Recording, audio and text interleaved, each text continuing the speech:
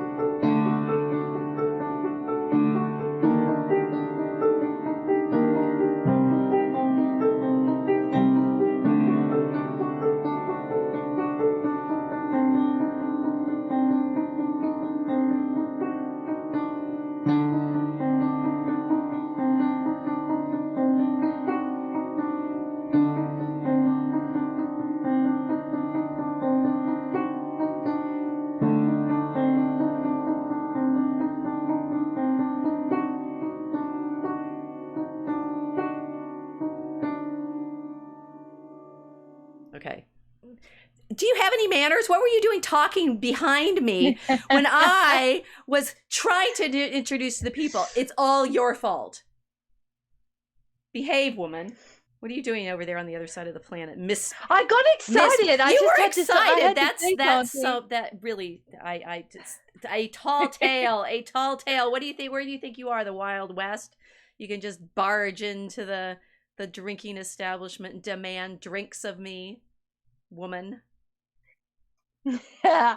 Well, everyone knows we're not civilized down here. You barbarians, you. The ba. We've been having a lot of conversations about language and, what makes us civilized, what makes us able to behave in this complicated landscape that we find ourselves inhabiting. I was talking just now about how it didn't make sense to me back in 2015. Well, actually, it was 2016 when the full force of chivalry is bad for women hit in the feminist, the scholar.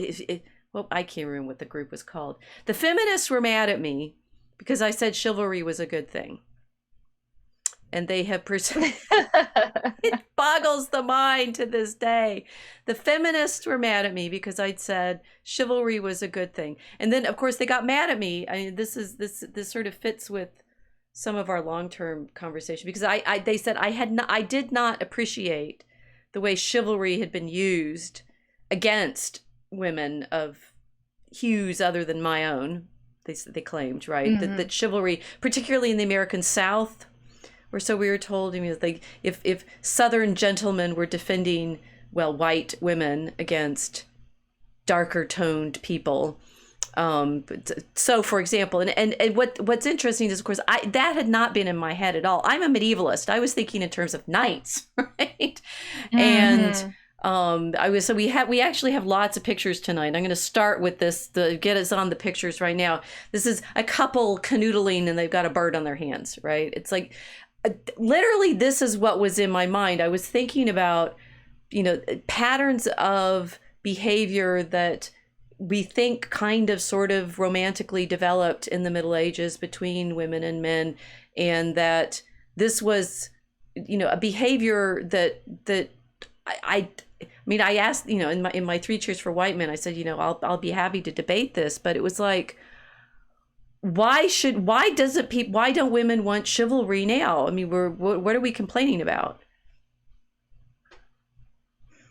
Well, I was thinking as you were saying this, are they getting the word chivalry confused with chauvinism? Maybe. I don't know. Was it just a simple linguistic slip that made you infamous? Well, I mean, that I said white. I mean, that was the worst thing, right? We've covered Ye and his White Lives Matter problem, but the whiteness, and I really was meaning at that time simply European, because everyone was using those interchangeably, and of course we're in this slippery slope into, if you say this word, I have full license to insult you for the rest of your life. Fill in the blank, bad word that now. And I, what struck me, and still does, I mean, I still get communications every so often from those who would accuse me of being unchivalrous, that, I'm crazy, or I'm, of course I'm, of all the flavors of supremacist that you're not allowed to be. I will never be forgiven, and I will be slandered and shamed for the rest of my life for saying, hooray, men should behave well with women and not rape them. It's very odd. I don't know, like, do we start with defining what's wrong with the feminists that have been reading your work, or? Well, I think what I want us to talk about is this sort of problem of what manners are, and how, in fact, I mean, why is it so difficult for people to know how to behave? And there's the sort of close in problem of men and women in courtship, as it were, dating and marriage, and continuing living together as husband and wife or something like that. But there's a broader problem that you and I have been talking about and encountering just, online generally, of how is it that people are supposed to behave now under these circumstances of anonymity, or of, very rapid responses to stuff, the kind of, sort of, well, I am told, and I'm not sure my the scholars, this is interesting. The scholars who were upset with me back in 2016 over things they claimed that they were doing digital humanities. That was a phrase that they were using. And digital humanities could be a lot of things. It could be the reason that I am able to show you so many slides or images from, like this manuscript I'm showing you now, which is one of the single most famous medieval manuscripts there is, partly because everybody keeps using it to show chivalry. It's a so-called Manassa Codex, which is after the Manassa family, who were apparently merchants. I had to look this up right now because I associate it with, this is the most famous collection of love songs, the Minnesinger, of the German tradition. And it was made in the early 14th century. It's apparently, text from the 12th, 13th, 14th centuries. And it's, exquisitely illustrated with these little, author portraits and scenes and such of love, right? Courtly love. And here, the image on screen now, it looks quite sweet. He's sitting down on the ground, and she's leaning over him, and they've got their cheeks together, and he's holding a falcon who he's got, with the little, training lure that they use to keep the falcon happy and content, right? These are lovely little pictures. But the sort of digital humanities, I thought, included being able to show you all these manuscripts and say yes, you can go online and page through the full text and things like that. But apparently no, the digital humanities of the group that was mad at me for talking about chivalry was tweeting. So we've got the birds here right now. If I have, I was going to say the falcon's gone mad. The falcon imagery of the trained bird, right, which I'll riff off of a little bit more in a second, and the sort of squawking that we have out there, and Twitter was the main one at this point, right? This was 2016. It was, Twitter, and Facebook was still a place where you could actually get some banter and conversation going before it was completely squelched after 2020. And we weren't on Telegram. I think Telegram already existed, but I didn't know about it. And Gab was kind of just getting started. How old is Gab now? And yeah, Twitter was it, right? So we have here this courtly imaginary of the way men and women should behave together, and the sexiness of their banter and interaction, and then people being mad at me on Twitter and calling me really disgusting names. So love makes them enraged, which is very interesting. Well, there's that, yes. So there's a few things I've got to ask you and also say. So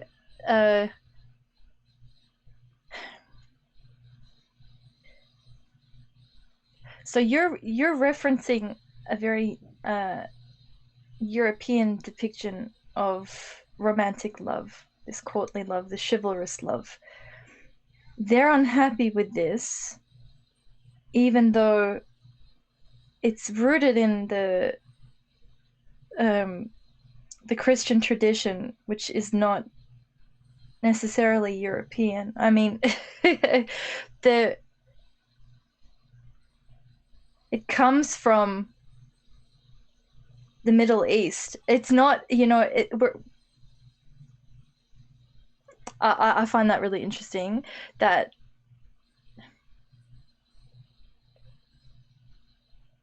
the love poetry of the scriptures is not European. Okay, that we didn't even get there that far, of course. Yes. I mean, I had been, by this time, this was 2016, I was in the middle of finishing Mary and the Art of Prayer. And so I've been thinking about the imagery of wisdom in Ecclesiasticus a lot, obviously. And I've been thinking about the way in which God and Mary relate. We're going to have to go backwards through my slides rather than forwards as I plan, because you're already going to our conclusion, which is, where does all this come from? I'm time traveling. You're time traveling through our slides. You got to get them there. Maybe we go the other direction. I don't know. But I'd also written my first book on the Song of Songs imagery, and thought about the way in which commentaries on that poem, the Song of Solomon, are used to talk about Mary's relationship with Christ, Mary's relationship with God. And yeah, you're right. I mean, I was saying white just because it was, I was thinking the European tradition. I was thinking about this love poetry, but you're absolutely right that and I said this in Mary and the Art of Prayer too, and I got some flack for that as well. This tradition of love poetry and describing the beauty of the lady and all of her physical attributes and so forth, it's in the Song of Songs. And if the European Christians from the 12th century are talking about the love of the bride and the bridegroom in those terms, yeah, they're reading the Song of Songs. It's so it's in fact the scriptural language. And there's a whole sub industry in the literature scholarship trying to say this tradition of poetry comes from the Aquitaine, right? It's from southern France. Oh, well, if it's an Aquitaine, it's clearly actually Muslim, because the Aquitaine is of course close to the Pyrenees, which over the Pyrenees you've got the Moorish influence from Spain, and therefore it's it's not even European, which would create a kind of problem if they're feeling mad at me for praising chivalry, but because they didn't say you're praising it wrongly because you said it was European. They said it's wrong to praise the Europeans for chivalry because basically all those knights were raping women constantly. Didn't you read the stories? And I'm like, okay, we are talking about here, on the one hand, an ideal of behavior, which whether or not people are living up to it, versus your ability to critique people who are not living according to that ideal by invoking the ideal in the first place, right? Saying, I say men should not rape women. You say men raped women all the time, therefore you're racist. And I'm like, what? Yeah, and I'm saying they there's a conversation in the tradition that says they really shouldn't do that. Well, they did it. I'm like, okay, look. There's a difference between saying that people should behave in a particular way, say online, and saying people aren't behaving well. And now you just called me all the names you possibly could think of, up to racist and white supremacist and fascist, and trash my career because I said that we should live according to these ideals. This wasn't supposed to be about me. I just was setting it up. No, it hurts. Like, my mind hurts. I'm trying to, I'm spinning the plate in my head and trying to find some landing point where I can find logic or rationality in it. Well, this is okay. So I can't find anything to stop the plate from spinning. It just seems like you said the wrong word, which was white. You said that big, scary word, and you didn't attach the politically correct adjectives to it, which is to attribute all evil to the whites. Right, exactly. That my first move wasn't blaming white men for not living up to their own ideals. Wait, right? No, I mean, which was that I wasn't playing the game correctly. I mean, there is so we have now the next image from the Manasa Codex. They're playing chess. That there's what we're coming up against so much, right? Is there is some kind of game we're supposed to be playing. There's a social game that we're meant to be playing. And somehow, I mean, the more videos I watch about autistic traits, I'm like, oh God, I don't want to go there, because unfortunately all the little videos about being autistic end with this plea of, but you should let more, you should understand the autistic people and include them in your community, and like nobody ever will, right? That's the that's the fundamental situation that we're in. Is some of us seem to be blunt about injustices that we see in one way and try to live, I don't know, it's like, which game are we playing, right? And I think the game playing is what is frustrating people. They're not knowing what the rules are.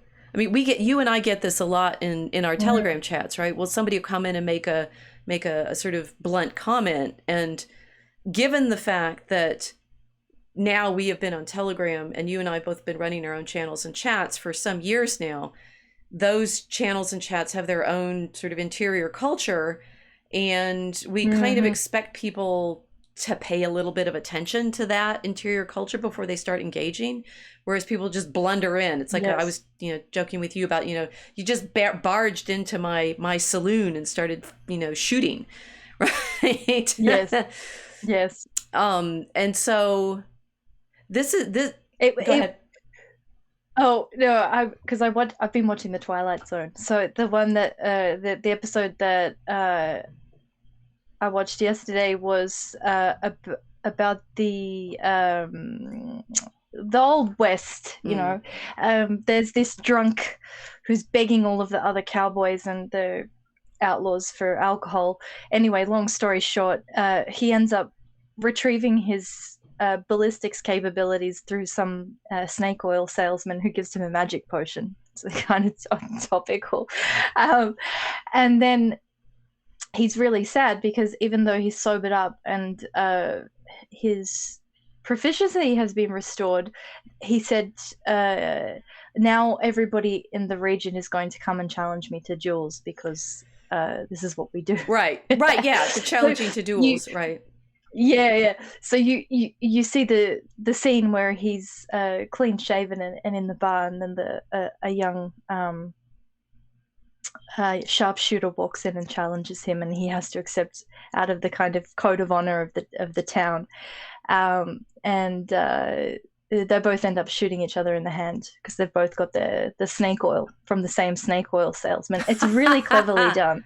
But that's exactly how it feels when you're in a chat room and someone barges in and they think they're going to disarm everybody, or they're looking for the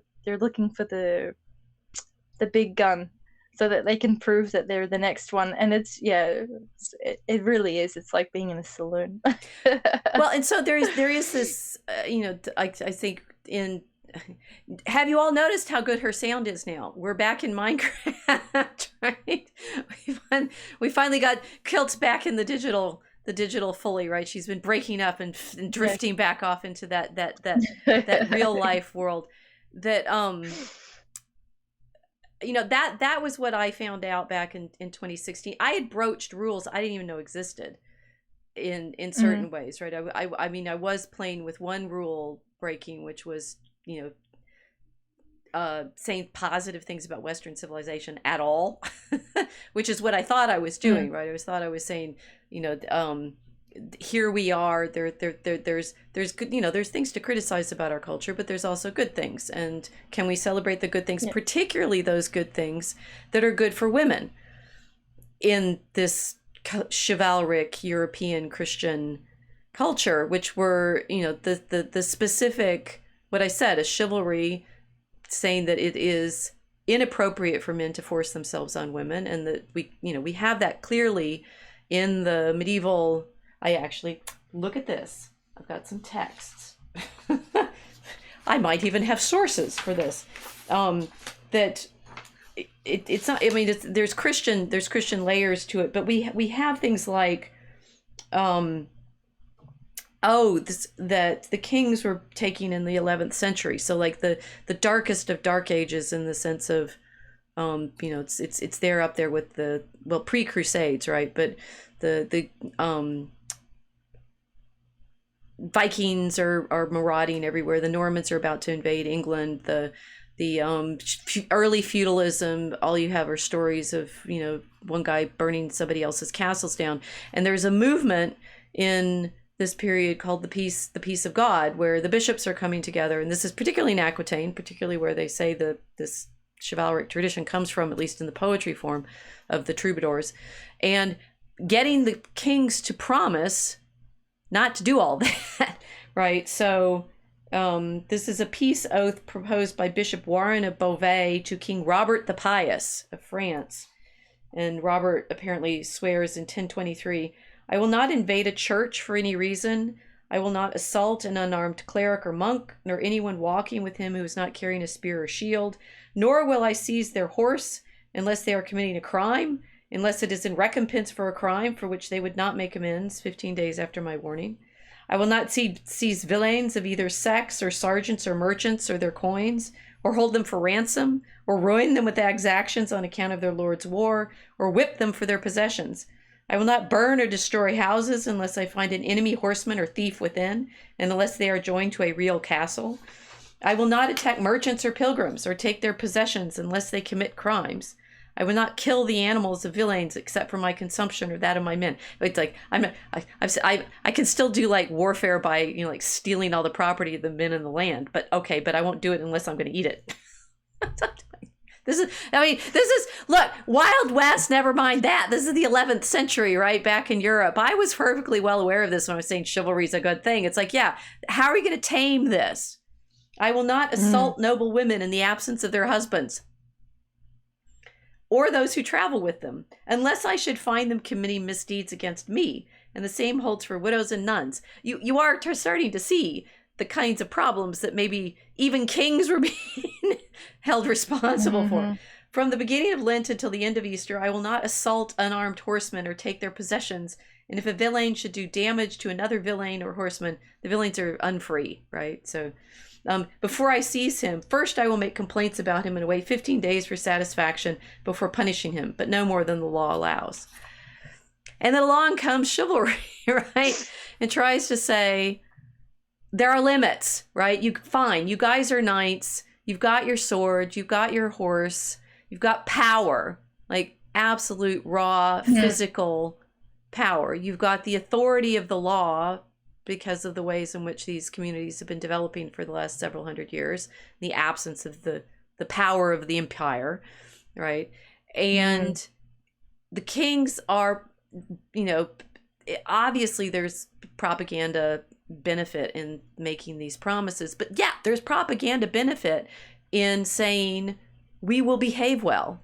And what in one of the posts, I did a whole series of posts when the feminists came and said, you don't know what, you know, you're evil. And I said, well, look, let's talk about what chivalry is. And I kind of went back in time. This is all in the blog, all linked to the Three Cheers for White Men post, starting with what Tocqueville saw about Americans and how he said, you know, women, and this was not in the South, he's talking about like New England, that American women were, you know, able to walk around freely in the towns because if any man ever assaulted them, all the other men would come and get him, right?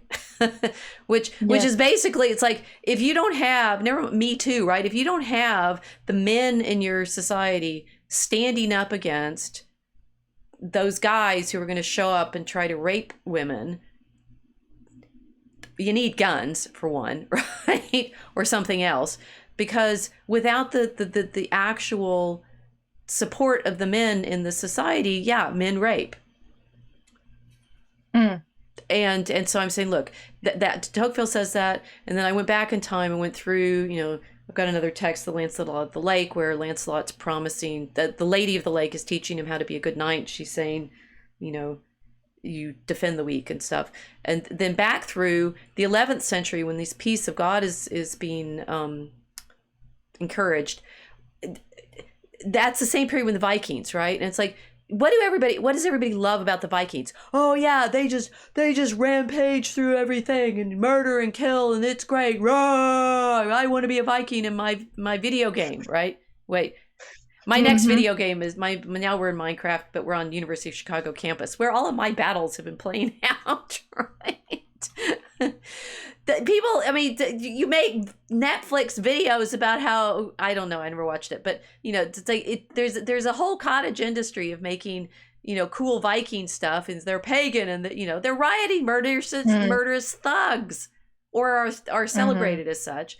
And here the Christians are promising not to steal stuff from their peasants.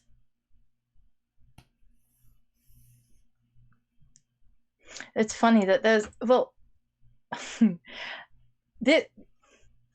so you got into trouble for attributing chivalry to white men, but then your colleagues or anyone who's kind of studying European history doesn't realize that the white Scandinavian Vikings were not chivalrous. You know, it wasn't they became Christian. Yeah. So did they want to return to barbarism, Viking barbarism?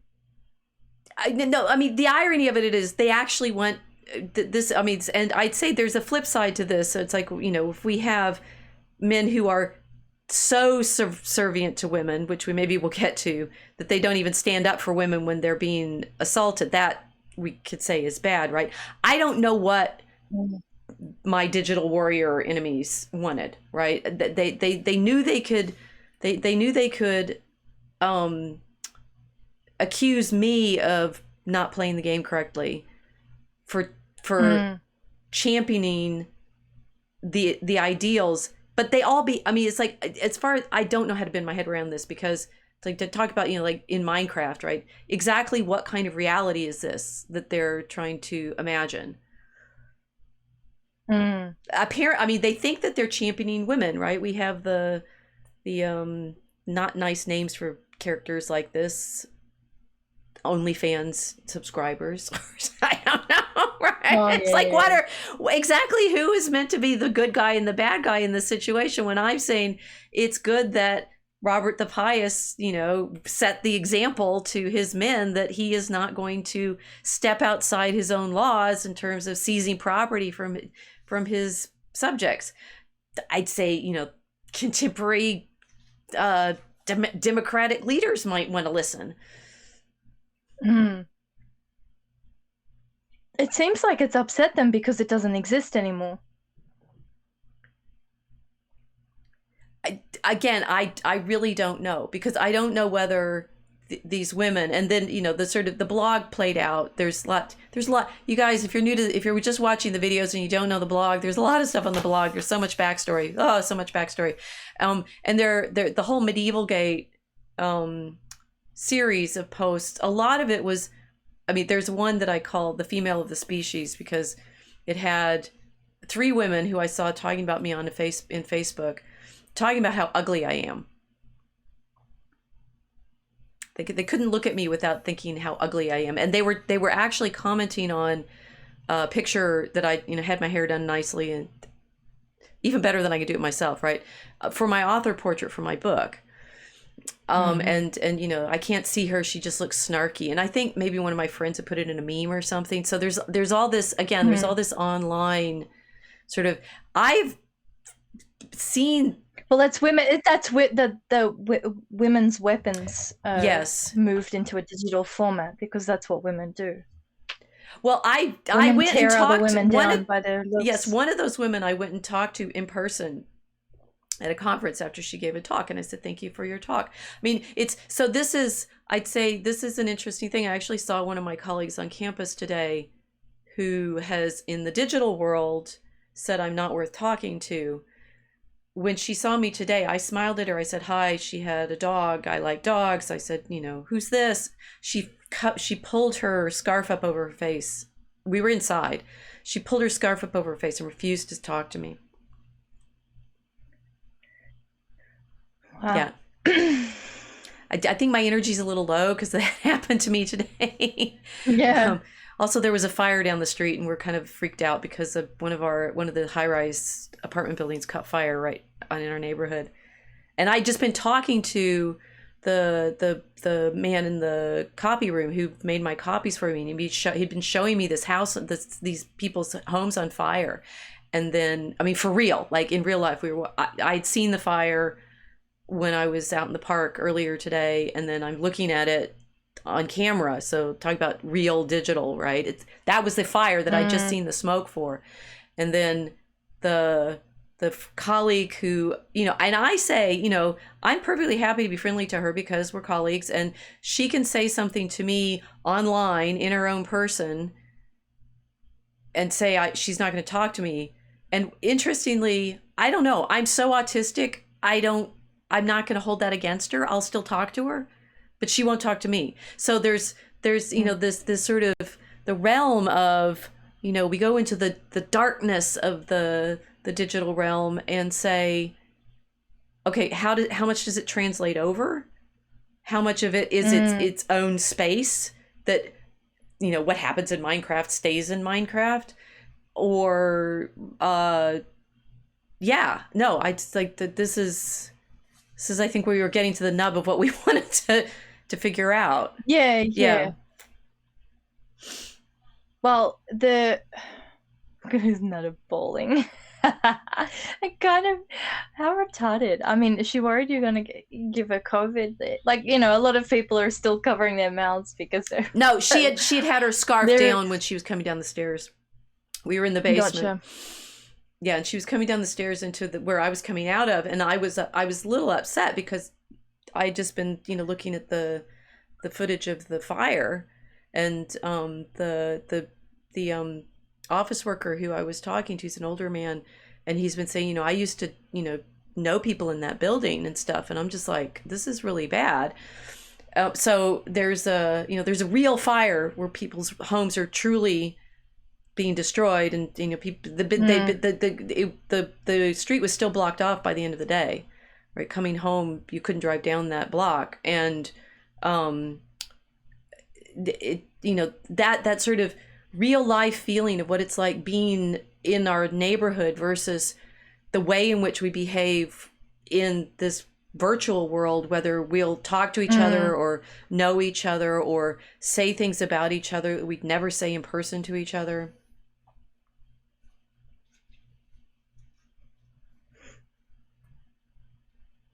Well, the internet is really strange like that. First, you don't have a body, which we've talked about a lot together. And the ability to avoid having an identity on the internet. It does very strange things to people. You don't really have a fixed personality on the internet that you would have in the physical world. Well, unless you're in the physical world without a fixed personality, then you've got some problems going on. But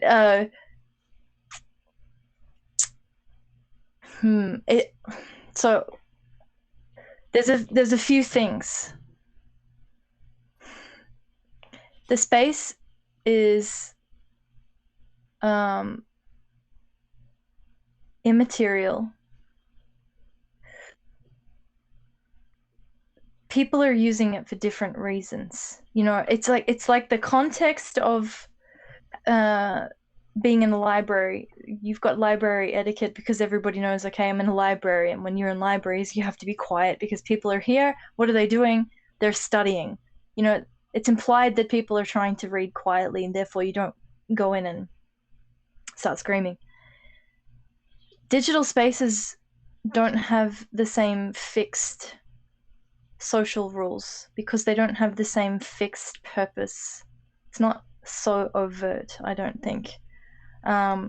Everybody's using it for a different reason. And then the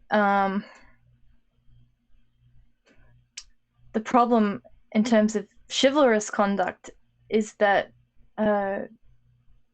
half the time you don't know if you're speaking to a male or a female. You know, there's been the joke on Telegram for a long time that there are no women on the internet. Right. And then, of course, you know, I did my gender reversal for a very long time and pretty much pulled it off because you can do that. You're completely disembodied and you're able to disincarnate from your actual real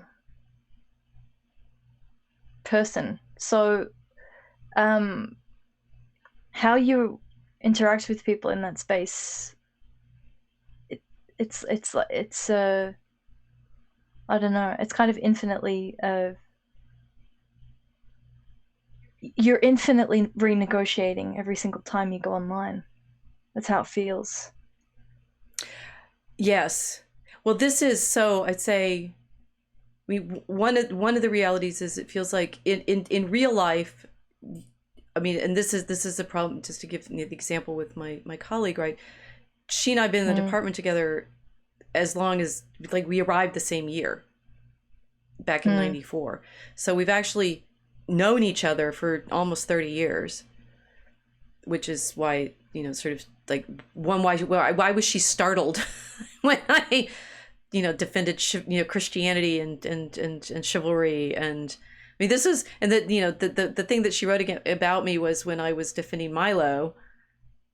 And that was, you know, that was the Berkeley problem, right? He'd been going around in the real world giving talks, which everybody felt was very dangerous, right? It's very threatening and dangerous to have him not just online tweeting, which he'd been kicked off Twitter by that point, but out there in the world. And people felt, you know, terrified of the possibility of someone showing up on their campus, right? So there was this, you know, we have the digital campus here in our Minecraft world, but how dare you show up in real life with this, you know, argument and things that I don't want to feel comfortable about. But she'd known me for years, right? So this we you know, had differences and stuff like that. So it wasn't like someone she didn't know.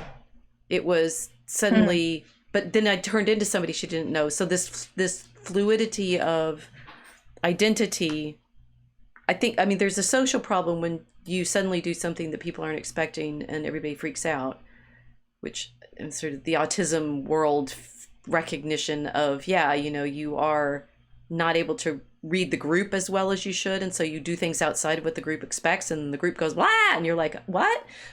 I thought I was doing what the group defined as the rules, right? And so there's that.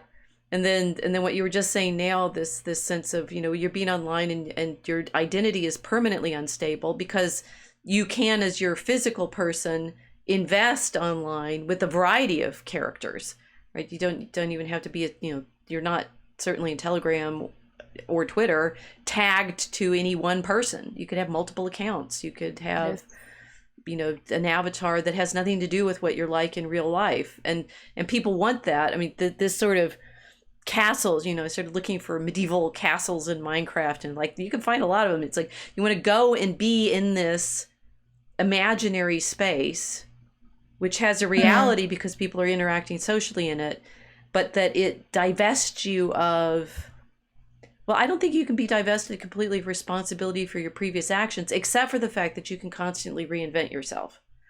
You sort of show up again under another character. Although, as we joke a lot in Telegram too, that you constantly reveal yourself. Everybody figures out who you are. If you have a strong enough presence, it's not, people aren't in fact infinitely inventable in their personae. They tend to repeat certain, like, writers, right? It's like you can identify writers by their verbal patterns, apparently, or the computer people like to try anyway. Yeah, people have a voice. They have a particular kind of voice that comes out online eventually. Right. No, I'm just thinking in terms of like, okay, so we've got the rules of social shame, because you're talking about the group dynamics.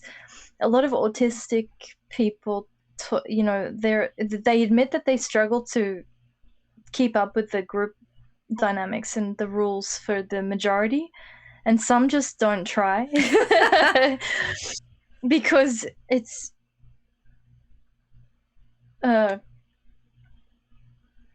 those rules are investments for a particular outcome. And I think the particular kind of personality types that realize that they don't actually want the outcome, they won't make the same investments. For example, the gentleman who did that video about autistics being innovators, not leaders. Yes, I like that. I've been there, recognized that situation, I guess, right? And it's like saying something that the group won't go with. I enjoyed that very much. I think he's Australian, isn't he? He sounded like yeah. So you suggest something, and the group won't go along with it, and then somebody else a little bit later suggests exactly the same thing, and then the group does, and he's like, have you had that experience? Oh yes. And so there's something else. It's not just I think in terms of it's a good idea. Why won't we do it, right? And he's pointing out that yes, but there are other things the group is looking to, including seeing what the leader is about to do. And if the leader suggests it, then they'll all go with it. And it could be literally exactly the same thing, but that is not the point. Yes. Well, it's like when Vox is talking about socio-sexual hierarchy, and you've got your alphas and betas and deltas and gammas and sigmas. Okay, so the sigma is like alpha, only they don't want to lead. There's a confusion with sigma.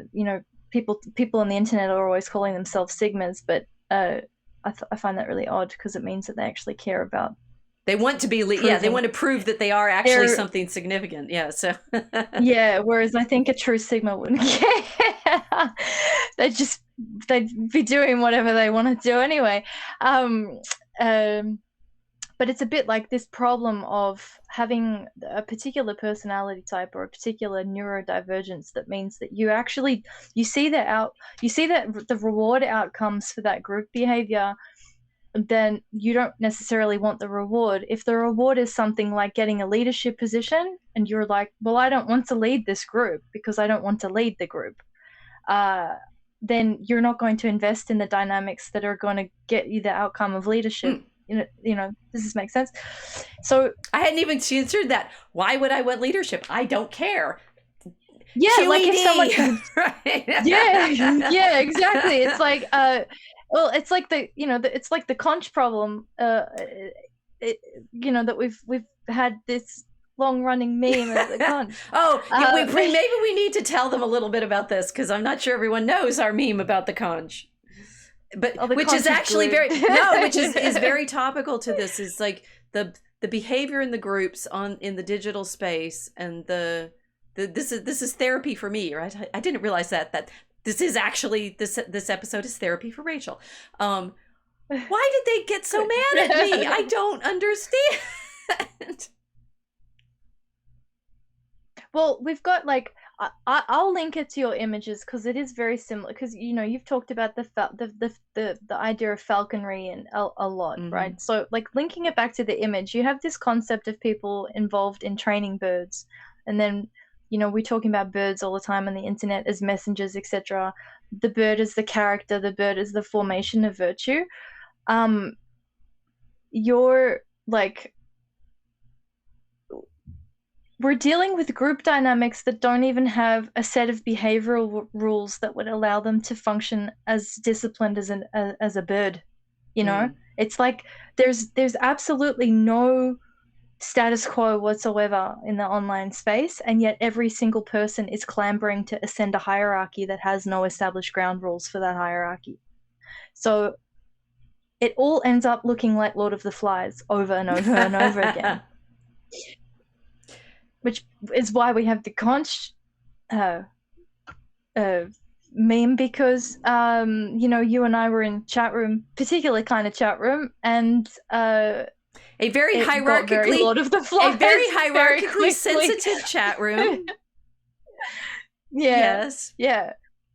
Those were good times. Those were good times. The day we left and you went first. Yes. It was great.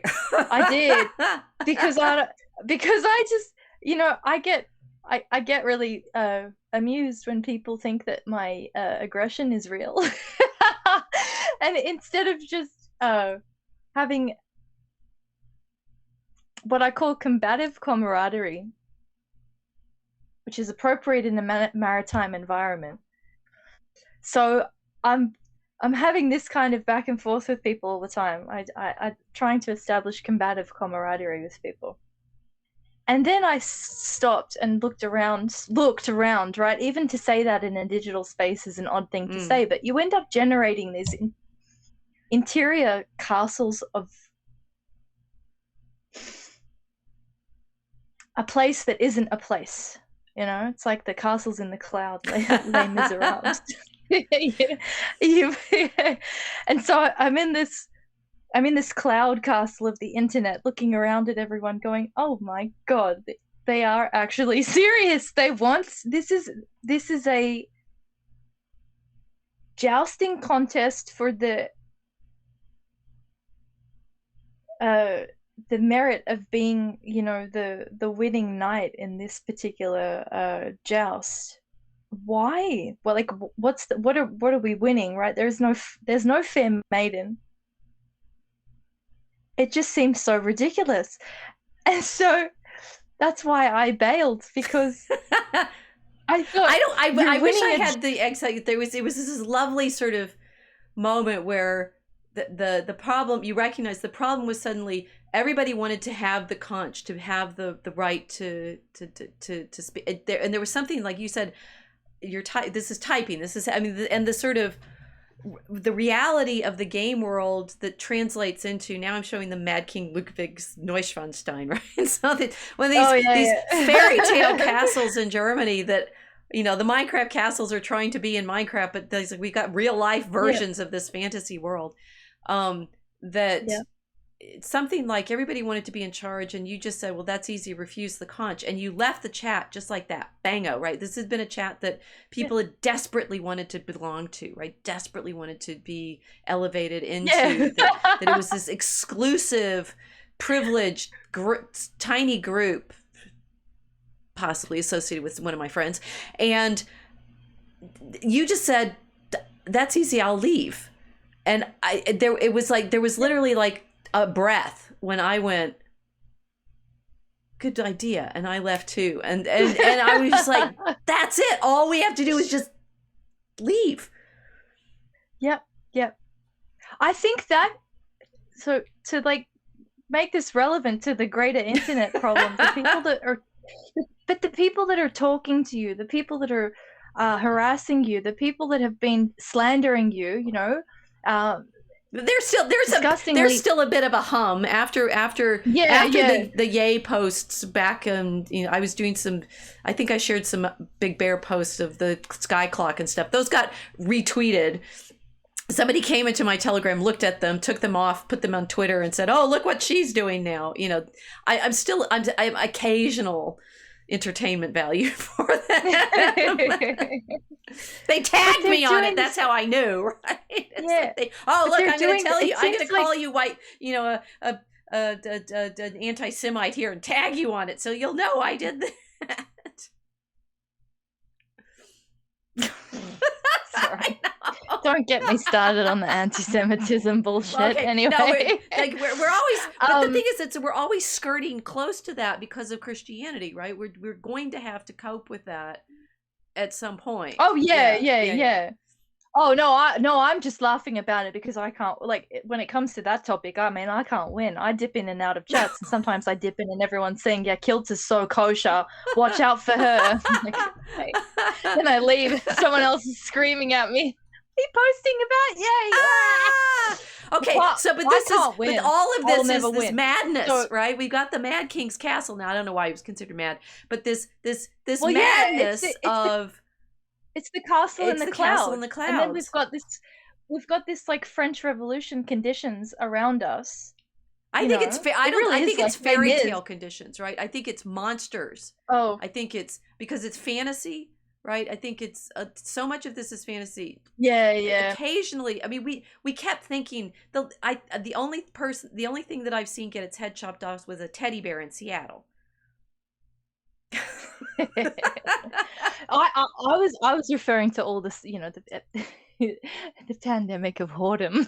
Oh, well, maybe that the guillotine, the sexual liberation conditions of the French Revolution, not the beheading. But so no, but this is Lord of the Flies behavior in this like sky castle. The castle's in the cloud, and then everyone clambering for the status and trying to establish a hierarchy in these like ethereal castles of the internet. That feeling of thinking, oh, everyone wants to hold the conch, everybody wants to be the chief right now, and not realizing that they're the chief of the ether. It's and not having this realization, and instead of saying, this woman bothers me, I'll go out and have a cup of tea and like talk to my in-flesh people, or I'll go and walk my dog. They pursue you as an object of I don't know how, disturbance in this otherwise like I think in their mind about to be established hierarchy, that if they can only remove the disturbances, everything will settle and we will have a kind of peace in this ethereal realm that has no fixed rules. They want to stabilize it. I disagree. Unstable. I disagree with you that it has no fixed rules. So, I mean, they know, they have in their heads their certain rules, right? And I'm not playing by them. But then we're in this. It's the problem. The definition of civilization, flat out, right? Mm. How do you behave well in communities together? To what degree do you include people, exclude people? I mean, you and I have that problem in our own chats. It's like, I set up the Dragon Common Room, and I said, well, I just left the conch wielding somewhere else, and okay, I'll do my own. And I did want to be able to say, look, there are rules. You come into my space, and I have a little set of rules that, the first one being salute your opponent, right? So everybody goes, oh, it's a fencing doll, I'm gonna come in and challenge you, and they, I'll take my sword off the wall and swing it at people, and I'm gonna be as rude as I I want to be. And I'm like, no, you didn't read the rules. The first rule is salute your opponent, because yes, this is a Saul, and this is where you bow, and this is where you have, but there's already a rule. And I think my academic colleagues in their online world, they had gotten used to talking to each other and agreeing with each other. And I don't even, it's like I had a blog, and at one point the funniest thing that someone accused me of is, you never came to the blogger meetups at the conferences, so how dare you have a blog? And I'm like, it's barely about medieval history. It was mainly about fencing at that point. Why would I be coming to your conferences about academic blogging when what I was actually blogging was losing in my tournaments, right? So it's like we have, I don't know, we have the very most famous picture of chivalry, which is Edmund Lytton's Accolade. If you've ever seen it, it's Edmund Lytton's Accolade, where the woman is knighting or I don't think she's knighting him. I think she's, dubbing him with praise or something. That I do think people think they're rules, but either this is where I'm not sure where we're going. Either, like, as far as you and I are concerned, in the Telegram world, the guys who are used to playing in Minecraft and bantering or insulting people or being, as edgy as they think they think we're out of place, right? We don't belong in their world, right? What are we doing in Telegram if we can't take the heat, right? Kind of thing. Mm-hmm. And we're saying, well, but I set this channel up as mine, so this is my little space. You can go play somewhere else, but in this one, there's rules. It's like 1,000 duchies, isn't it? It's so medieval. It really is. It's exactly what I was describing when I'm reading Robert the Pious's Promise, right? It's like early feudalism, where you have gazillion little castles. Every castle has its own set of, retainers and women that live there, and the knights. I mean, if you want chivalry and the knights, you also have this like chaos of local politics. Oh, actually, that doesn't sound so bad in other ways, right? Mm-hmm. Well, in the e-duchies. E-duchies. We got it now. In the e-duchies. Yeah. Yeah. Some are more chivalrous than others. The e-duchies are very odd.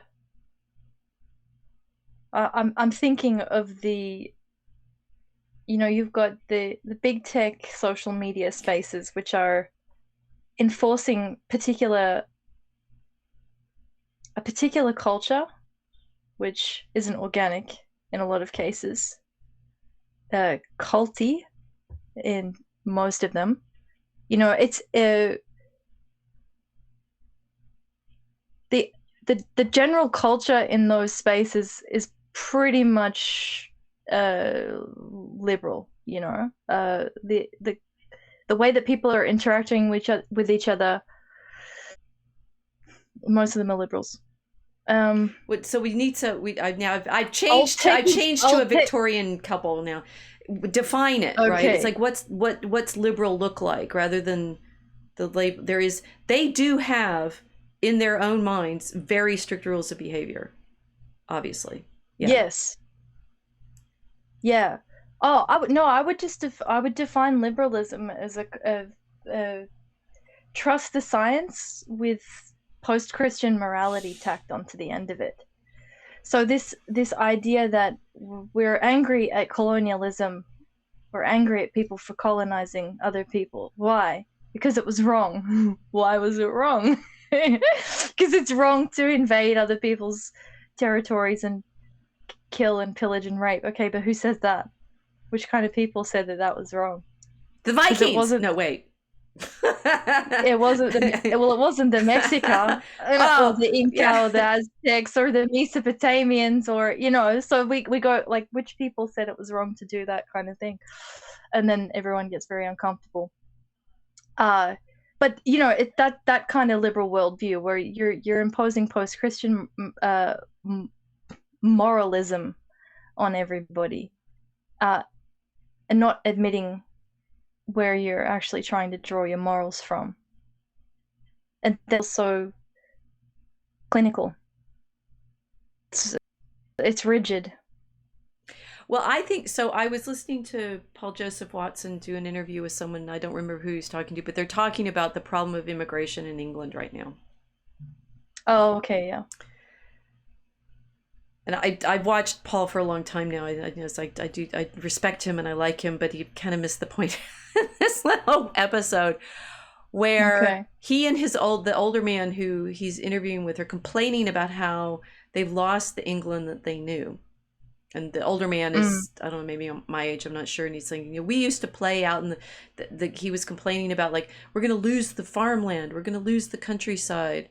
And I'm right now teaching this course on medieval England, and I'm like, okay, since 1066, we agree, yes, you haven't been actually actively invaded by anybody, but kind of the definition of the Anglo-Saxons was, A, we don't know we don't know anything about their back story, because they invade and take over from the Britons, who are unsuccessfully. Where did I go with King Arthur? Do I have King Arthur? No, I won't go there.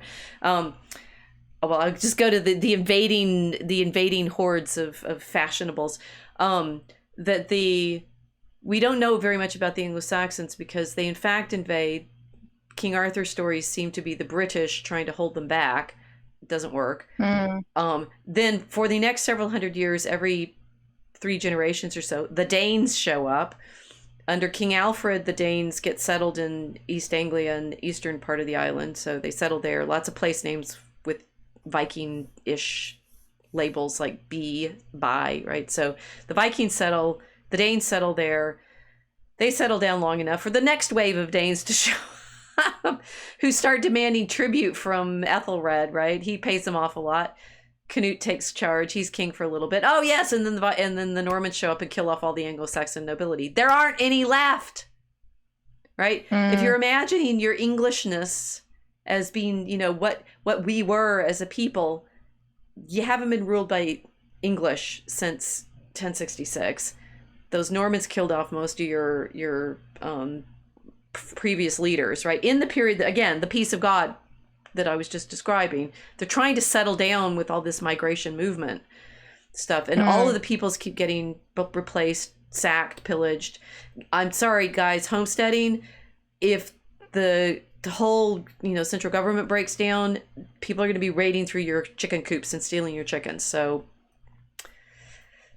mount up, patriots. Because we too often feel like the past is bereft of the frontier problems that, guess what, we spend the rest of our time celebrating as part of our heroic stories. King Arthur, defending himself against the marauding outlaws. I've lost my thread here. There's another thread that I was also trying to get to. Oh, the waves of invasion of the Waves of British invasions. Isles. So Yeah, Danish and Normans replacing the Anglo-Saxons. Oh, right, the other side of it. So Yeah. guess what the English did when they go to, I don't know, India? Famous story. I forget who the guy does it right. And the Indians are piously, the Indian women are piously jumping on the funeral pyres with their husbands. Oh, Sati. Yes, Yeah. and the colonel or captain or whatever there says, oh, great, you do your custom, then we'll do our custom, and we'll hang you for killing women. Chivalry, rah rah. Well, okay, so the problem is in Paul's video, he's also talking about how it used to be when you went on holiday and you visited someplace else, like Portugal or Japan. You can't go to Japan, right? But Portugal, it was a different culture. It was great seeing different cultures. I'm like, you literally are the ones that made sure that there weren't any others. Yeah. Yeah. So you earlier you were asking, it's like, who made it that we don't invade other people and replace their cultures? Well, this is my. I'm kind of looking. It's like it's Gregory the Great with his advice to Miletus about the shrine. It's literally nobody, right? It's like invaders come in and they wipe out the previous culture.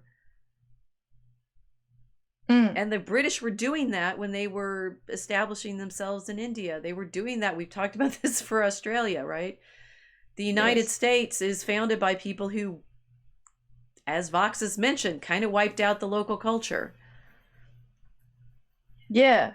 Yeah. It's just very strange, though, that, like, I've had this problem with people talking about colonialism, because they'll condemn it, but I know why they're condemning it, and it's just because they can't admit that they're just angry about the English. because they Yes. never talk about any other country and colonialism. Whenever anyone says colonialism, it's just implied that it's the white colonialism, and that obviously means British, which obviously means English. Right. But they're never that specific. It annoys me because it's lazy. So I'm not playing by the rules of the game, obviously, because the chessboard says it's white and black. It doesn't work like that. It never did. So that annoys me. The other thing that annoys me is when nationalists are boasting that they're proud of colonial history. Like, you guys are so stupid. Like, in order to colonize, you have to break your nation. It's crazy how people don't understand the dynamics between, having an indigenous population versus an imperial population. It's like they're not the same thing. So, yeah, I start ranting about that. But it's interesting that people don't want to have that conversation here. Like, it's topical. It's Australia Day today. Today is the day where the whole country has a giant argument. And I will connect this to chivalry, actually. Very good. But today is the day when the entire continent of Australia has a giant tantrum about two different things, which is really only the one thing, but no one has been able to verbalize it yet. And that's that today we're celebrating the creation of Australia on a date when the English had arrived and set up their colony. It wasn't actually the day that we federated as a country. So anti-colonial liberals are saying, oh, we've got to change the date. We can't celebrate it on the 26th of January. Reactionaries who are right-wing have this really odd kind of attempt to be apologetic and say, oh, no, we have to keep this date. So it's like Christmas, we're arguing over the dates all the time. But the strange thing about it is that nobody actually understands the colonialism that happened here in the first place, and nobody understands the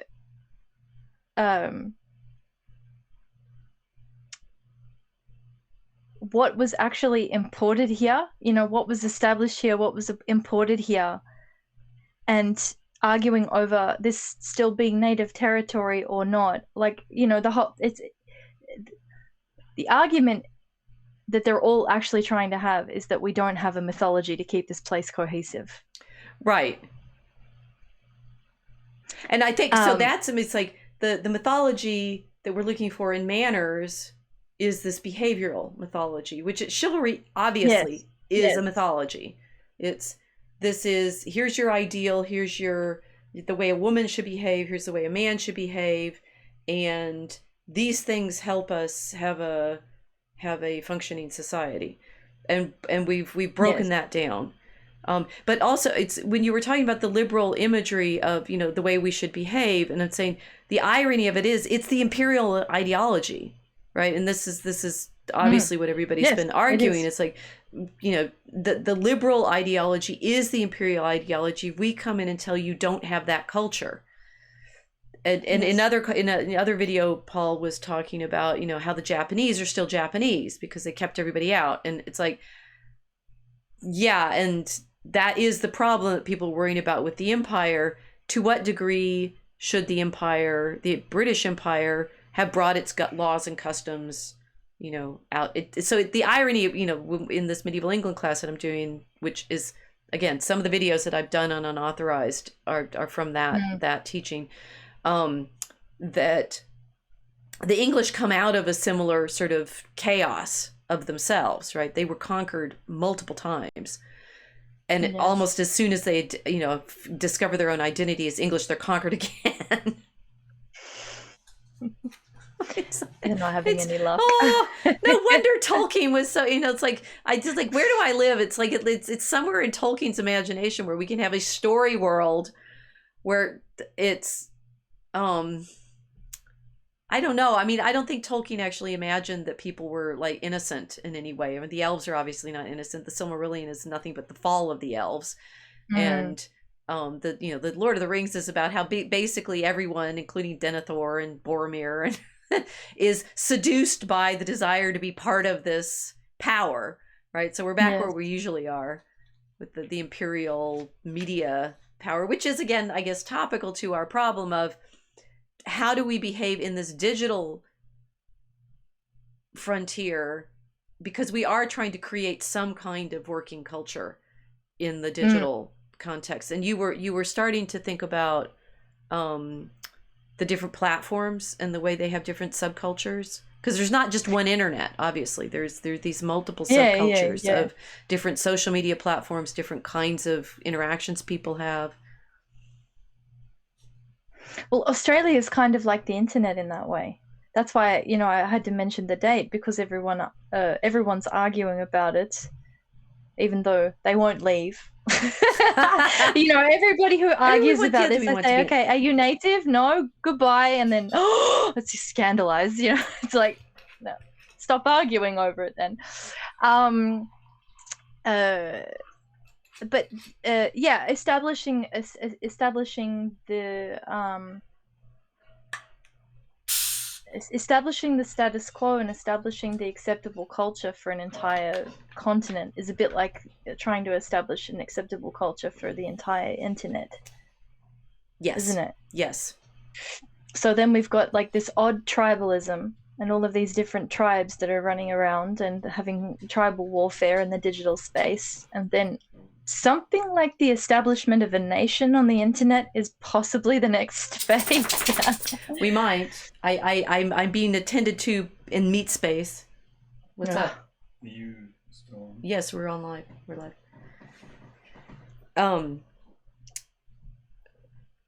So yeah, we're trying to figure. So we're trying to figure out, like, where can we have a castle? Now I'm showing the Hohenzollern Castle in Prussia, right?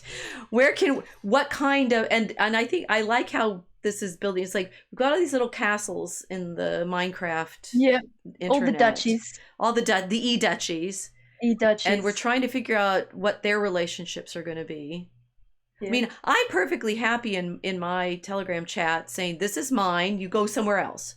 You want to have that conversation, that's fine with me. I don't need, my territory though is this little channel that I made and this little conversation that I'm having. It's like, in my head, it's like classrooms, which is, I think, also the way I behave in the campus world, right? There's the Minecraft campus and there's it's like, I have my classroom, I attract students, they take my class, I do what I want in my class, which is, within the realm of the culture of education and academia. You do what you want in your class, and we may disagree, and that's part of what we're supposed to be doing in the whole thing. But that there is, and this is why I was so bewildered when, to a certain extent, these colleagues who were doing this digital thing, and they said they wanted to be the digital humanities, and I'm doing my little blog on fencing, and they got mad at me, and I'm like, what?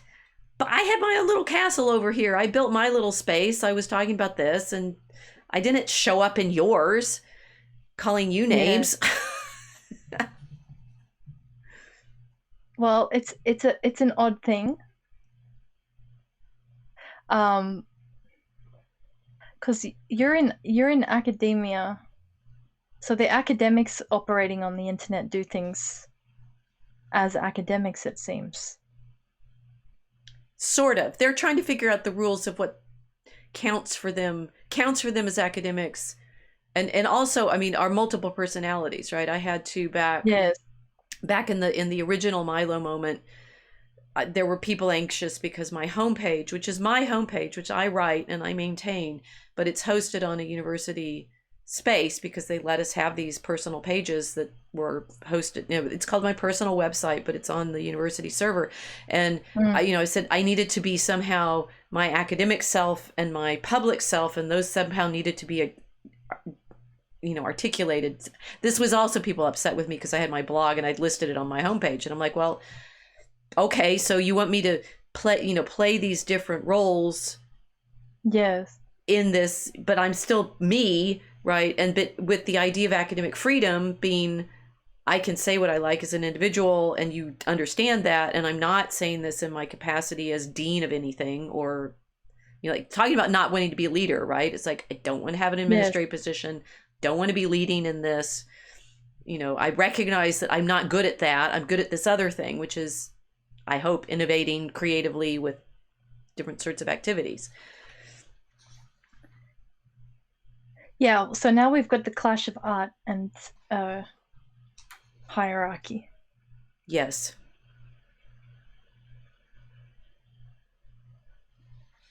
Which links to the chivalry issue. Now we have a feast. I'm showing a feast. Here we are. There's a minstrel playing for the feast.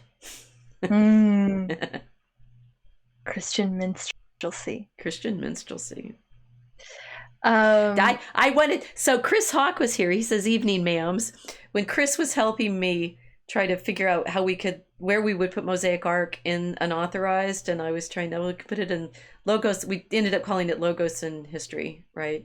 For the channel, because I was going to proliferate channels. I was going to take over all of unauthorized and have multiple e-duchies in my Tolkien world. And I wanted to describe it. Imperialist. Christian minstrelsy I thought was great because we just gotten it from Joyce. Well, apparently minstrelsy has other tones, right? And I'm like, oh goodness, I'm gonna end up there again, right? Here I am, chivalry. I thought that was a good thing. Don't you know what they did with that in the South? And I'm like, oh dear. I talked to Razorfist about Lincoln. That was a good video. That was a very good. But here's a perfect example of how North Americans are unconsciously being imperialistic with this woke stuff. Because for me to use the word minstrel, that doesn't even come. That if I had a list of 30 things that were going to pop up into my mind if someone said minstrelsy, that would not even be in top 15. And yet, if I step into your country, then I would say that word, and it would create some kind of furor. The same way, it's this nervousness about saying the wrong word because of why? Because it's got connotations here. Right. What I find is on the internet, it's very North American in the sense that culture is being pushed out onto all of the other e-duchies that have absolutely nothing to do with that particular history, or our language hasn't been infused with that same mythology, but you guys are exporting it to the rest of the world. It gets pumped out. Right, but the thing is, the e-duchies overlap in these ways, in which. But it's very strange because we don't have the physical experience of that mythology. I've only got exposure to it through this strange, through the ether world. Right. So this is a kind of crisis because people are developing a mythology that they've never experienced in the flesh. They've only experienced it in digital format through this exposure. So we develop. I mean, this is so. In the media context, the e world is different because of the time frame, the electrical and things like that. But having imaginary worlds that we're inhabiting that get traveled, that's printing or manuscript. That's all, or storytelling, right? It's already, there's that minstrel playing a song about, in the Old English context, you have the bards or scopes telling stories about Beowulf, who's a Geat who helped the Danes, in the context in which Danes are invading England. So it's not that we've never had these problems of having imported stories. That's kind of also. No, it's just happening. It's happening at such a rapid rate now. It's like the speed of downloading foreign stories is so fast. The physical culture can't keep up with the rate of digital download.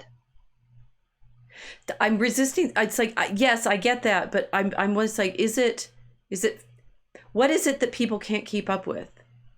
And some of it is, I'm thinking back to the guy with the autism, innovator versus leadership question, because he had a little map, or a little chart that he did. It's like, here you are, here we are, whichever, out suggesting something before anybody else can pick up on it and feel like comfortable with it. And the example he gave was a woman who published something, and he thought 1990 because he thought it was 30 years ago, and then he looked it up again and put in his notes. No, it was 1998, so 20 years ago ish. That there's a time lag in terms of what people can then adapt to or adjust to as appropriate. But yes. I was just thinking of the word appropriate. what makes the lag, right? Why is it taken? Why can't my colleague who saw me today, after literally 6 years, I mean, that the stuff that I'm describing, she disagreed with me on, was 6 years ago. We had 3 years of only being on the internet, and I've only actually seen her mainly in Zoom meetings since then. Since she can't readjust to having to see me, and she has a new dog, and I'm like, oh, dog people. She always brings her dog to campus. I used to bring mine, my older one. That in our physical encounters, that was normal to me. And I mean, I think we're in time lags a lot with other things, but there's this behavioral training lag that is also what we're experiencing in the internet context.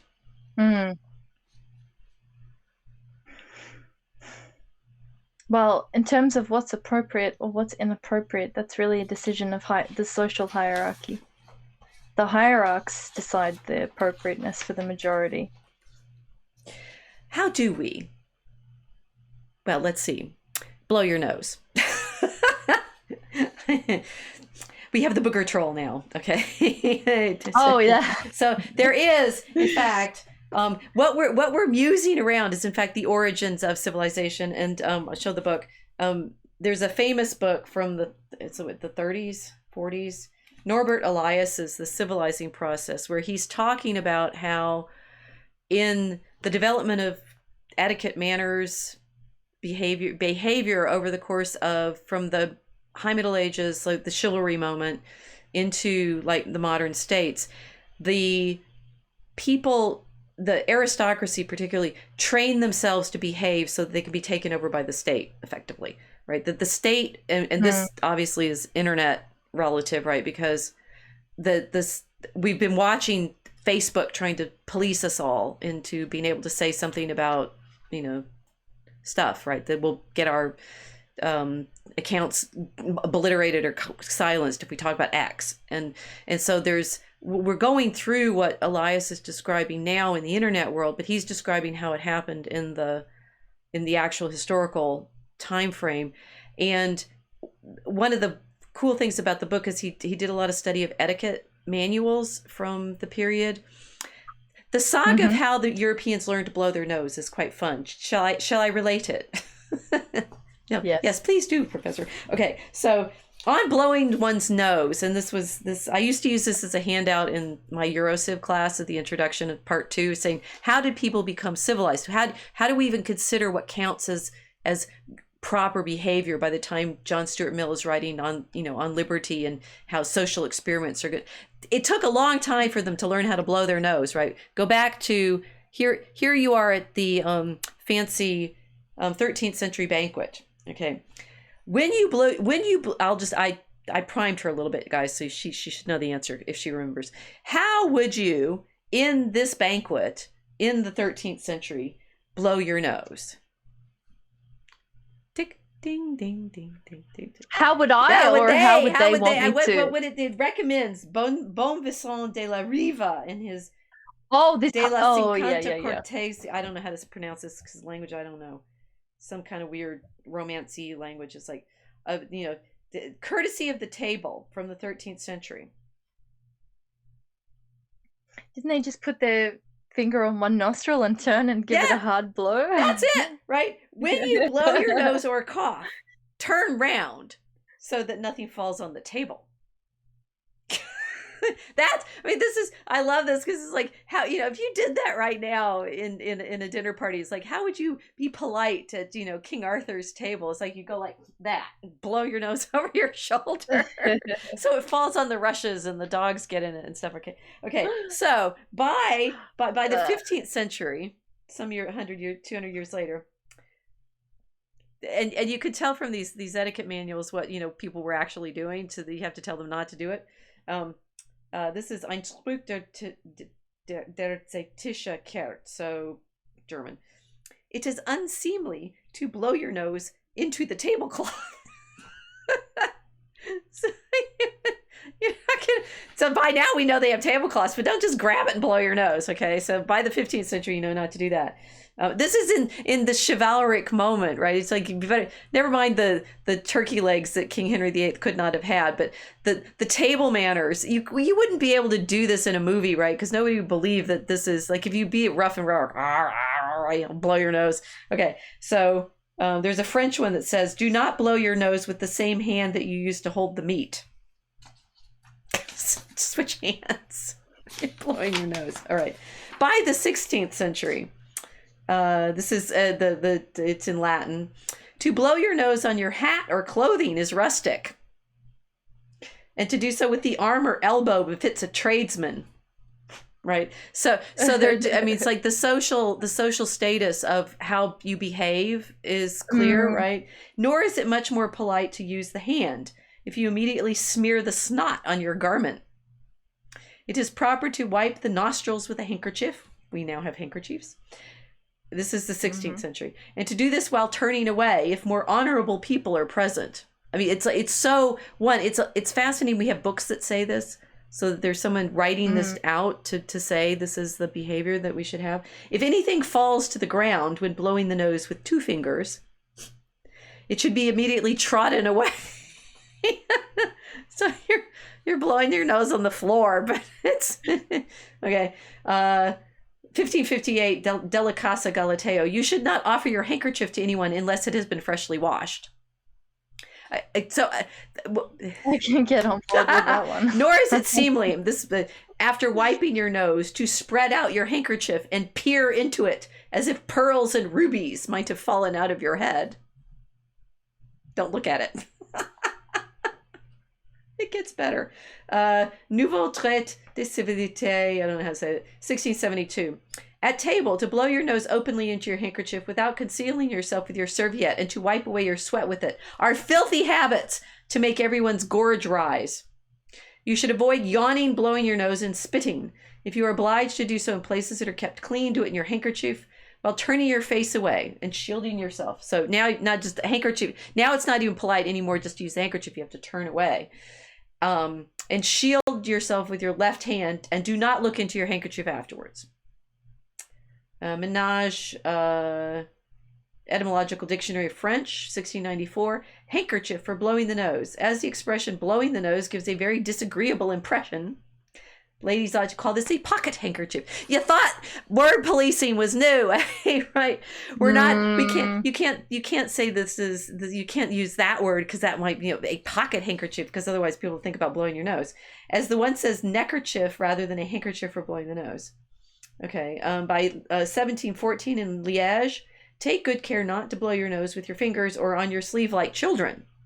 Use your handkerchief and do not look into it afterward. No looking. No looking.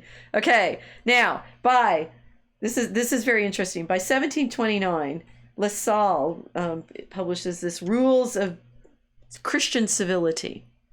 Civilité chrétienne. 1729. This is a little longer one, but we need this, right? We need to know how to behave like Christians in the early 18th century. It is very impolite to keep poking your finger into your nostrils. And still more insupportable to put what you've pulled from your nose into your mouth. Don't eat your boogers. Here, we'll go back to the troll. Don't be him. It is vile to wipe your nose with your bare hand or to blow it on your sleeve or your clothes. It is very contrary to decency to blow your nose with two fingers and then to throw the filth onto the ground and wipe your fingers with your clothes. It is well known how improper it is to seize. We can see this, like, we're going to get handbooks on how to behave on the internet, right? That are like, it's unseemly to this. We're going to like Karen level description of how you should behave. I'm carrying on. It is well carrying on. It is well known how improper it is to see such uncleanliness on clothes, which should always be very clean, no matter how poor they may be. Ooh, now the poor. Remember, before it's tradesmen could blow into there, but now even the poor. Yep. Okay. There are some who put one finger on one nostril and by blowing through their nose cast onto the ground the filth inside. Remember, that was what was polite in the 13th century. Those who act thus are people who do not know what decency is. You should always use your handkerchief to blow your nose and never anything else, and doing so usually hide your face with your hat. So now it's not enough to use a handkerchief. You have to do it with behind your hat. You should avoid making a noise when blowing your nose. No honking. Before blowing it, it is impolite to spend a long time taking out your handkerchief. Do it very delicately, right? It shows a lack of respect toward the people you are with to unfold it in different places to see where you use it. Okay, you all know how to do this, right? You all know how to blow your nose. You should take your handkerchief from your pocket and use it quickly in such a way that you are scarcely noticed by others. After blowing your nose, you should take care not to look into your handkerchief. It is correct to fold it immediately and replace it in your pocket. Mel, my boys have no etiquette, very feral. Well, Mel, that's your fault. Because according to the 1774 edition of the same book, every voluntary movement of the nose, whether caused by the hand or otherwise, is impolite and puerile. Right? To put your fingers into your nose is a revolting impropriety, and from touching it too often, discomforts may arise, which are felt for a long time. Children are sufficiently in the habit of committing this lapse. Parents should correct them carefully. Mel, you should observe in blowing your nose all the rules of propriety and cleanliness, which we no longer list. Right. So, this is, it's fascinating how over... My nose is so itchy since you've been reading this. Don't I'm touch, like, I want to itch my nose, touch your I can't nose. do it. Don't touch your nose. I had another sheet. No, I'm going to do it. Look, I'll hide behind the water You're touching bottle. your nose, aren't you? And you're going to hide. Yeah, but I'm inventing a new etiquette. See, the new internet etiquette. You've got to grab a water bottle. Hiding behind the water bottle while you rub your nose, right? Yeah. So I sent you something. I realized I didn't print it out, so I hope we can have it on the phone somewhere. There was a list that came across my transom today. It's like all the behaviors that are horribly rude, right? Let me see if I can look it up. All right, I got the phone. Oh, right. Well, it's okay. So this one is what screams I am low class. This was in Quora. Here are 12 rude behaviors that scream I'm low class. See if there are points that annoy you. Using speakerphone. No one needs or wants to hear your private conversations. Blocking the aisles in Walmart and grocery stores. Not returning the shopping cart. Screams you're low class if you don't return the shopping cart. This should be a simple thing to do, but parking lots are full of unreturned shopping carts. You're just describing Australia. Bad table manners. Slurping, smacking, and chewing with one's mouth open is offensive and just plain gross, etc. It carries. Leaving messes in public bathrooms. You should flush your toilet. Yeah. So there's a lesson in this, kids. It's what I find interesting about the etiquette books is it ends up with saying your mother should have taught you. Right? All of these things, it's like we've had these handbooks. The only reason I can go through that is somebody wrote it down and thought this was like, remember it started with these are etiquettes for the chivalry, right? The high courtesy, the people in their in their banquets and so forth. And we end up with, and then we go through these that gets more and more elaborate. Don't use your, hide behind your hat. Don't look at your handkerchief. To your mother should have told you. And this took like this particular process goes over like 500 years. Now, I rather think it's going to be a little quicker in the internet world. In the e-duchies? In the e-duchies, partly because it went faster in the Wild West, in the American Wild West too. You said you started with talking about watching Twilight Zone. We watched Deadwood recently. Oh yes. Who's your favorite Deadwood character? I have to ask. Well, I've been watching a lot of Justified before I watched Deadwood, so I was, Timothy Olyphant's just like he was here filming. Apparently, they were doing a new Justified episode, and they kept getting caught in gun battles in the neighborhoods they were using to film. Apparently they don't know to like not drive through film sets shooting at each other on the west side of Chicago at the moment. You'd think. Someone should write an etiquette Someone book should write an about it. etiquette book about how to behave well in the American city, and Chivalric gun battles in Do you Chicago. think they know? Do you think they know how to have chivalric gun battles in Chicago? As, for example, in Deadwood? I don't think so. No. Not judging by the news reports. Oh. There hasn't been an established gun battle etiquette yet. I'm not so sure about that. I think they have a high etiquette. I'm sure they know what they're doing in those situations. I mean, this is what's ironic about anything you're studying in the Middle Ages is basically studying the period in which the guys with the guns had swords and were marauding through the countryside, stealing from the peasants and holding each other to high, weregild and honor killings. Weregild and honor killings, it's straight up. Well, I mean, assuming they're dealing with precious commodities from, far reaches of the Mediterranean, like, I don't know, slaves. I don't know that they're selling slaves on the south side of Chicago. We know they're selling slaves in other parts of the world. They just call them by different names. Like sex workers. Yes. We're gonna get wrapped bound to chivalry, guys. Just watch. We can do this. We can bring it back around to the behavior that should be belong between women and men, because it's clearly all folded into this problem of what the civilizing process is, what manners are, how we should behave. I mean, there's a culture, but what's the culture?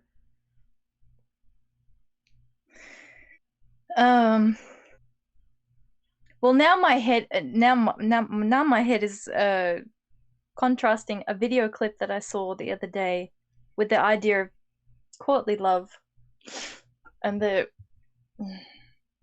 whores in Al Swearengen's saloon in Deadwood. We are now in the saloon appropriately. Although I think I didn't find any pictures of the bar women in Deadwood. I do have a picture of the sheriff and his wife. You remember who his wife is? Oh yes, his dead brother's wife that he marries in order to. So she has a man. Redeem her. So she has a husband. From penury. Yeah. Very Old Testament. So Swearengen's the what's his name again? The actor's name. I'll go back to him. Judas. Judas. He plays Judas in Jesus of Nazareth. Now I'm forgetting. Yes. Ian McShane. Yeah. So Ian McShane's character, Al Swearengen, who's appropriately named because he swears more than anybody else in the entire show. But he's probably the most intelligent out of anybody in that environment too, which makes it all the more humorous to hear him going off the way he does verbally, because you can see him constantly frustrated that he is really surrounded by morons. And in another time and place, he probably would have been running a duchy. Yeah. He runs Deadwood like the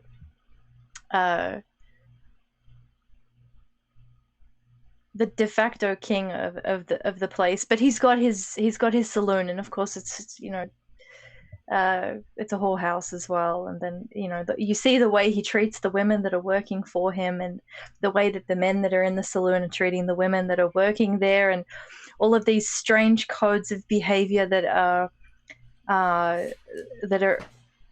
applicable in this environment. The house of sin. It's a house of sin, and yet they do have behavioral codes. They have expectations of how the men are supposed to behave, and any attempt at getting a freebie is an instant call for justice from the management. So if the men are putting their hands on the whores, or if they're trying to rape them, Swearengen comes in and shoots, or gets one of his men to go in and shoot them if the whores haven't already tried to shoot the guy, because first off, they're employees or property, depending on how you look at it. But he doesn't want them ruined, so that it's bad for business if the girls have been beat up and whatever. So there ends up being this odd I don't know if you call it anti-chivalry with Swearingen and his treatment of these women, because yeah, it's very strange. It's very, very strange. And then the other female characters that are in that environment all develop this kind of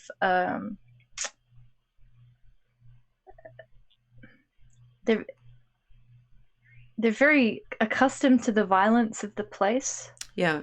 And then they have to in turn become very responsive to it.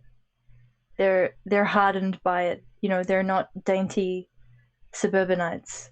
They're frontier women. So even though they're dressed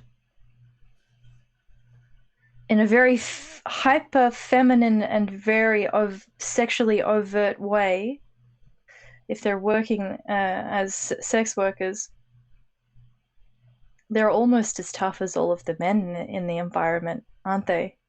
I mean, well, so there I'm wondering about that, because we had another show we were going to contrast this with. Here's Calamity Jane at her bar. which you have confessed to know. We expect I do know that very rendition well. of the song about my city. I can't sing that now. I will. Yeah, because I used to watch that all the time when I was a kid. Yeah, I know Calamity Jane very well. But this is so Deadwood's made in the early 21st century, and Calamity Jane's made in the 50s.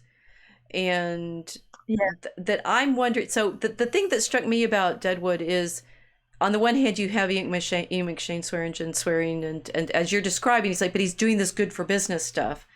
And then I do confess I stopped watching after the second season when the son is killed by the horse, so that's done. But at least in the first two I saw, they're in Deadwood negotiating to become a state, right? It's in the Dakotas, and they're trying to create a government, which is an interesting sort of acknowledgement of the Wild West was wild for like 10 years, and then they all formed governments. And gradually voted to bring themselves.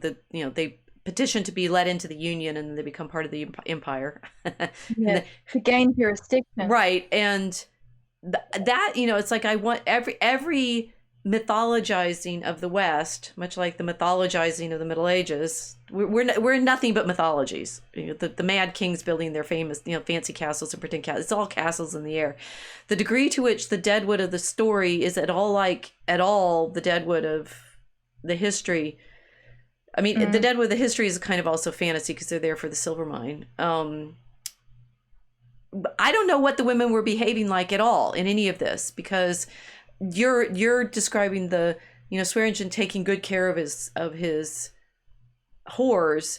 Is, to me, it's like it looks like a repeat of the Calamity Jane situation, where there she is at her bar, and drawing guns against the guy, but she's also the one who in this one, she's protecting the dancer who she's recruited to come singing for the men in the saloon.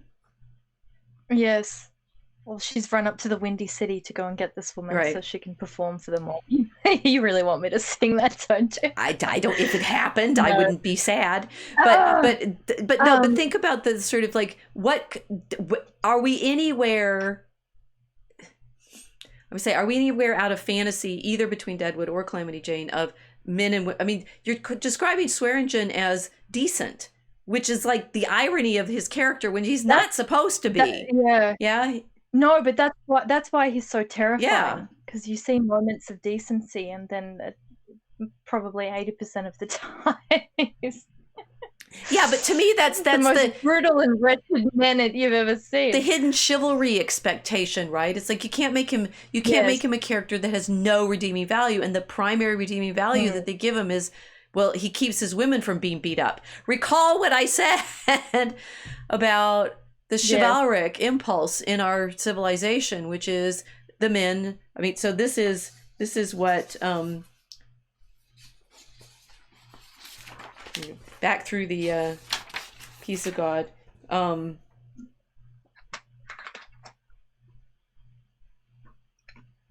the lady says to Lancelot when he's going off to King Arthur's court. What's funny about this is the prose Lancelot that this is from. Lancelot and Arthur are really rude, right? They go around cheating on their wives and pillaging and raping and stuff like that. So that this little scene shows up in the story at all is weird. But she's saying, to provide this protection, they established those who were most worthy in the opinion of the common people, so the knights, right? These were the big and the strong and the handsome and the nimble and the loyal and the valorous and the courageous. Those were full of the qualities of the heart and the body. However, knighthood was not given to them frivolously or for nothing, but with it a great burden was placed on their shoulders. And do you know what that was?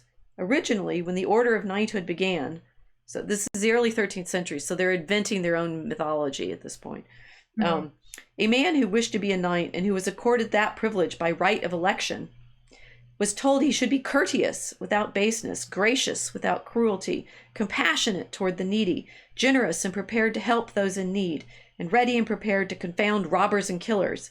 He should be a fair judge without love or hate, without love to help wrong against right, without hate to hinder right, and to further, well, that's a little complicated. Anyway, a knight should not, for fear of death, do anything which can be seen as shameful. Rather, he should be more afraid of shame than of suffering death. And then he's supposed to defend the church and so forth. But it's like Swearengen is only going to have the character that he does within this context of chivalry, which is this weird sort of protection of his own. Is it property? Is it the people? Like the king defending his villains? Is he, by not raping them, taking care of them, or is he just pretending, protecting his investment kind of problem? It's yeah. I mean, the Swearengen character operates as the only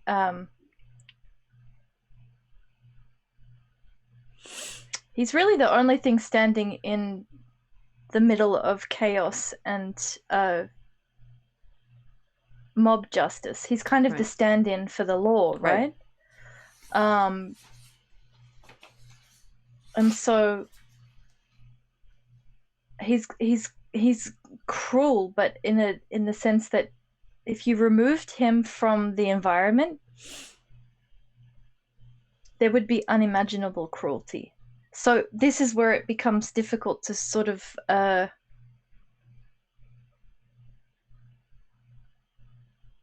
mean, it's having him regulating the barbarism of Deadwood, right? Because it's not completely barbaric, and that's only because of his presence there. There is a sense there's a sense that he's creating order out of something that would otherwise be pure chaos, or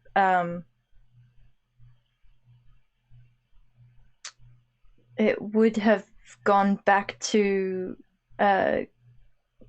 gang fights for power, Well, so this is what's interesting. This is technically what feudalism was, which is gang fights for power. All those castles, right? You want your Minecraft castle, right? So the 10th and 11th century castles, they build all these castles all over the countryside, and it's all like all of our e-duchies, that they are able to assemble households. They are able to maintain control over their particular territory only insofar as the other ones don't. And eventually the kings come along and consolidate. It's like, is centralized government good or bad? And it depends on what it's doing, isn't it? Yeah. Well, we have this issue on the internet now, I think, I had an argument with someone this past week about barbarism versus civilization, and I'm arguing in favor of civilization, and the person said, well, why are you always arguing in favor of Africa, because that's not civilized, which I thought was really strange. Because it is the most civilized place in the world. It's just that not the entire continent hasn't been civilized. But, I mean, Coptic civilization is the oldest on the planet. it was just a bizarre thing to kind of say, oh, you like Africa because of the barbarism. No, I'm looking at I'm looking at the oldest civilized place and enjoying that, and also the frontier is exciting, which is, I think, more to the point that Africa feels like a frontier in many ways, which is similar to the internet. And it's not pure barbarism. There are rules. It's like you're operating in something that has an unwritten legal code. It's something before getting a jurisdiction. I don't know, something like that. So what I'm thinking is, I think so the mythology that we're often dealing with in the internet conversation about politics is, make your own communities, right? And this is a big sociological, political science question: the degree to which people self-organize in orderly fashion, right? Do you need, and then I guess, actually, this is our great, the big theme of human society, right? Where does it come from? We're kind in the we're the Rousseauian, everyone was an individual and you surrendered yourself in the social contract, you surrendered up some of your liberty and blah blah blah blah blah. And it's like we're actually watching this, the great experiment of the internet is it's like we're in particular like kingdoms too, right? Telegram is Durov's kingdom, I suppose, or Meta is Zuckerberg's kingdom. They've developed up these big territories digitally. Torba's kingdom, Musk has purchased his kingdom, and then you get to operate within those. The worry that my colleagues had when I did the 3 Cheers for White Men and Chivalry was chaos would erupt, right? If I said this, then hordes of men would run screaming through the streets going, ah! Like, I don't know, in their imagination. And they saw that in their thinking in the Charlottesville marches in 2017, which is when some of this played out with me. And they're imagining the sort of return of barbarism, I think. Or fascism. I'm not sure what it's like. Once the sort of complete loss of control of the state of your behavior. So you're blowing your nose however you like, versus a fascist state, which is telling you how you have to blow your nose, which, hey, we got. Yeah. How to cover your mouth. Yep. Exactly and correctly. Yep. Down to the last detail. Yep. 1 mask, 2 mask, 3 mask, 4. Yeah. Booger Troll is, really confused by I had a handkerchief and now you're telling me I have to use my hat too? Drink some hand sanitizer while you're at it.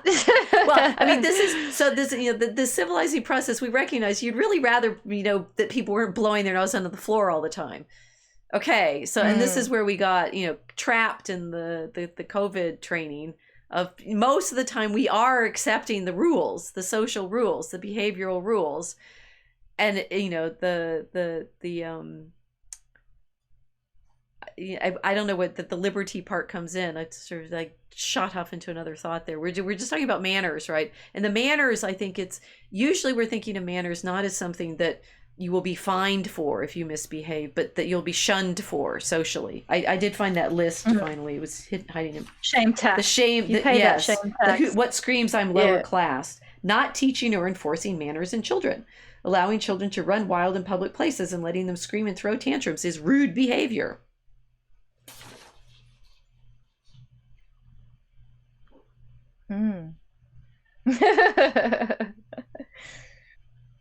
The internet is full of tantrums. Oh yeah.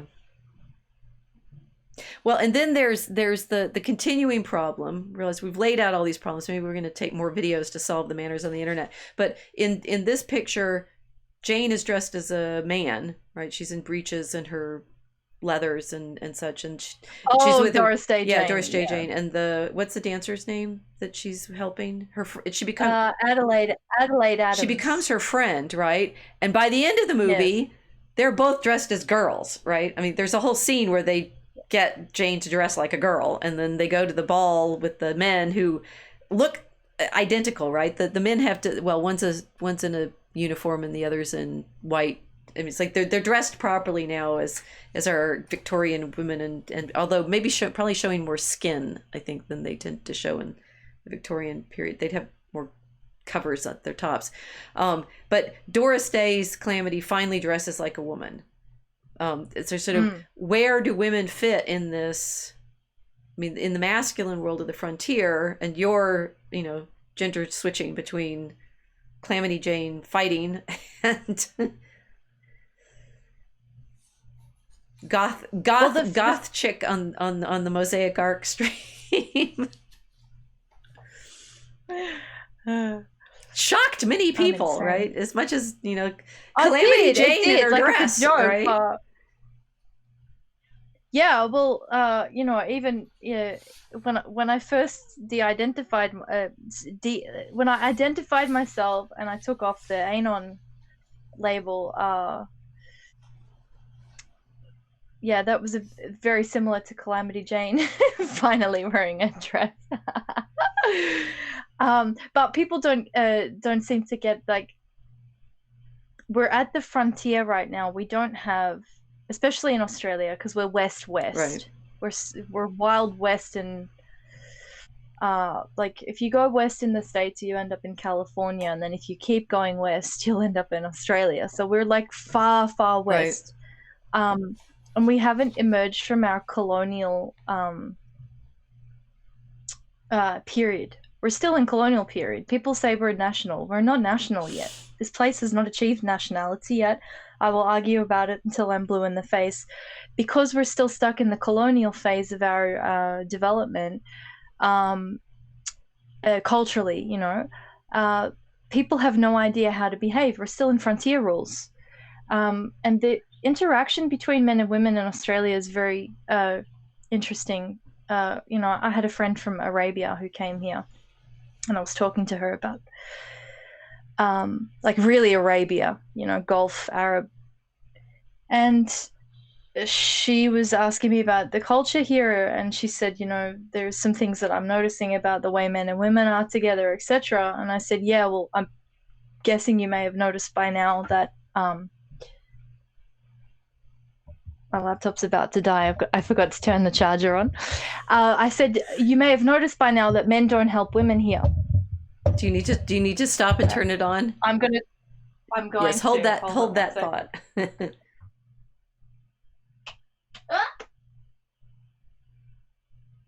Is it on? It's on. Yes. Yes. Okay. But do you notice we've gone? We're 2 hours in. We have a few more points to make. Hang on there, guys. And you have not dropped. We are definitely finally streaming in Minecraft again. We got Minecraft level of streaming. Gamer level Wi-Fi. Yeah. I said I want a Korean level Wi-Fi. You finally found the right words to explain to the tech guy, this is what I need. Yeah. I'm riding across the wastelands of the internet in my streaming. Please, I need to be able to build castles in this. We're building a duchy.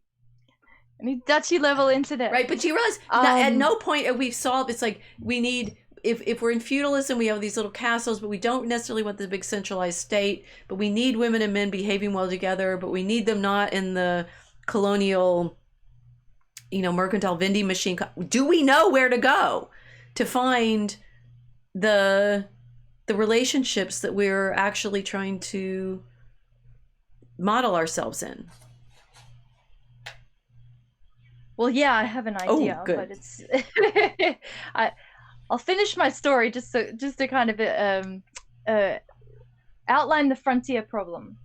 So I said, do you notice here the difference in how men treat women? She said, yeah, I have, but I couldn't really put my finger on it. And I said, do you notice that men here don't help women? And she said, huh.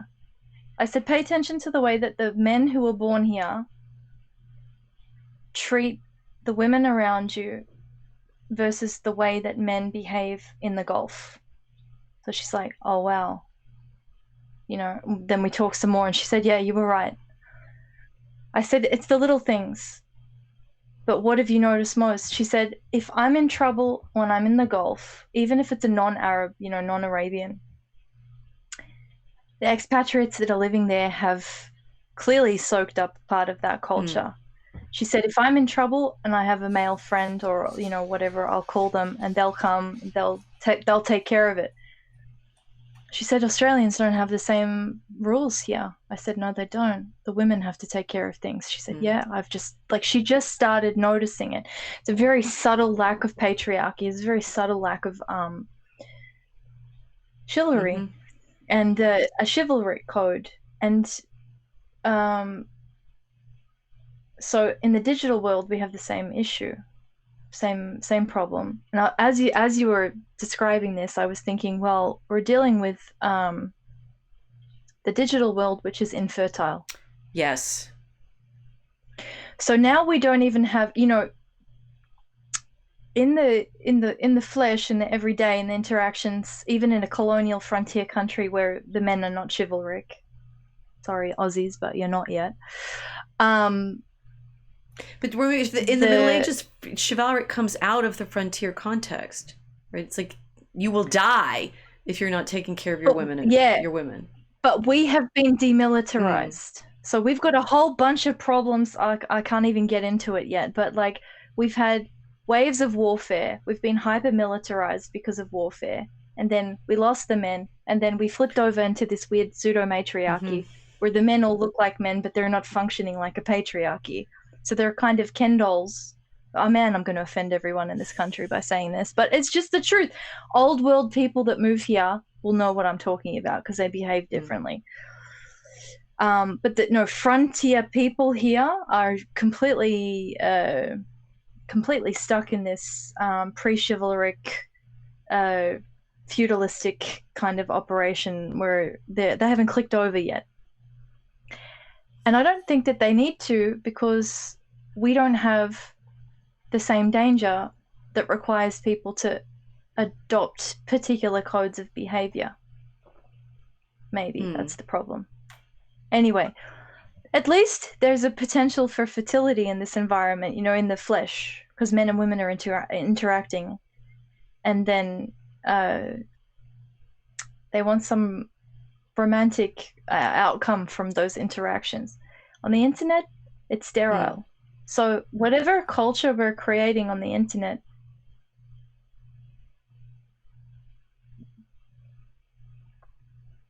it's odd. Inside the internet duchies, there is no new life.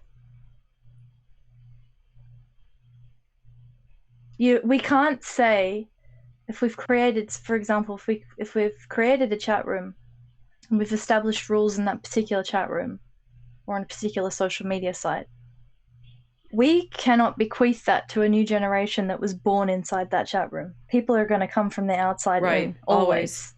So there's nothing internal emerging. So there's actually no fertility because there's no generation within that environment. So it's dead, sterile. So it has to continuously have people imported from the outside, from the flesh world. They get imported into the online duchies, and then they have to readapt to the status quo culture in there. But because they're migrating, they're going to bring new things with them. So it's a constant wave of migration, and you know, in that sense, for rules. You can't establish something and keep it fixed and raise people within that little These are all true. But I mean, to a certain extent, what you're describing is the way that the cities feed off the countryside. In the medieval period is actually a great period of urbanization. People tend to think of it that way. It's like towns in the Middle Ages are growing, but their populations are coming from the people in the countryside. And the young people would particularly, as they do now, right? They go to the cities. In the Middle Ages, they'd often end up in the servant class. I guess they do kind of now if they work in retail or hospitality or something like that, right? You're taking on service jobs.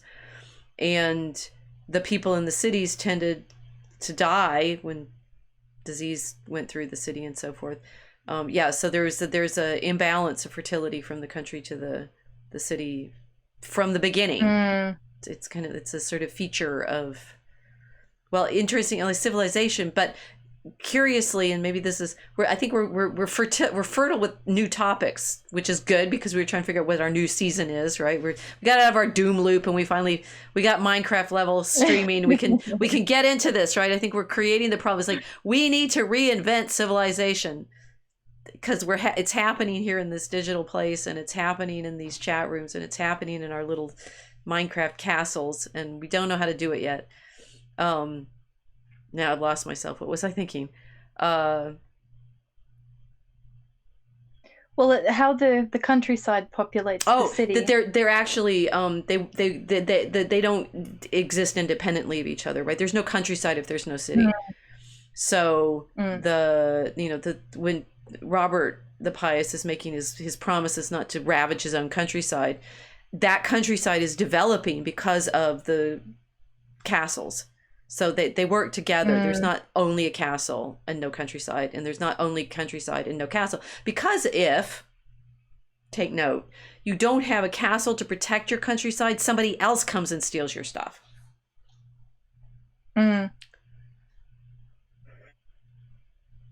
So if no castle, no eggs. No castle, no eggs.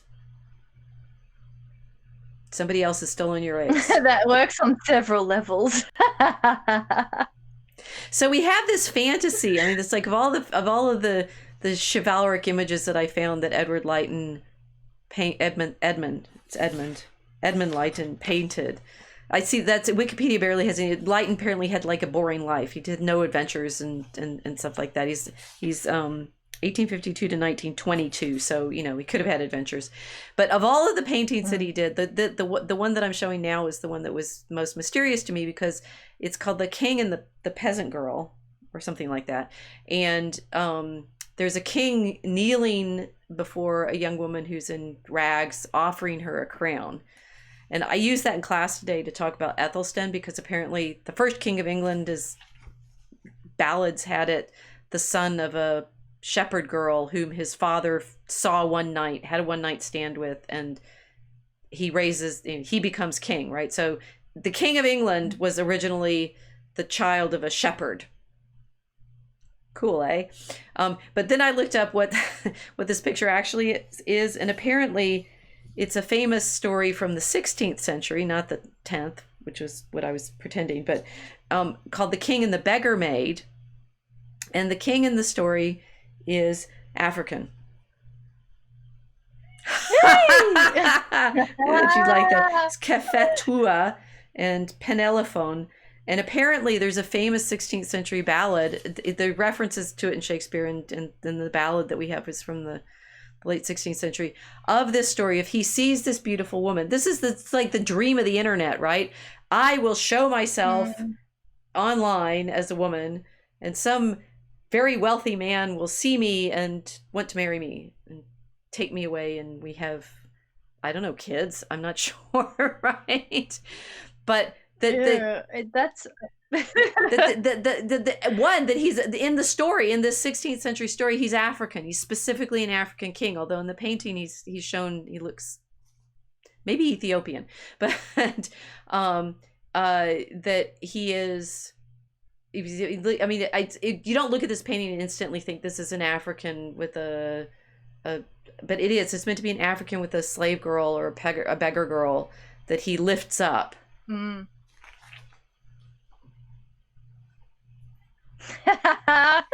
3 cheers for black men.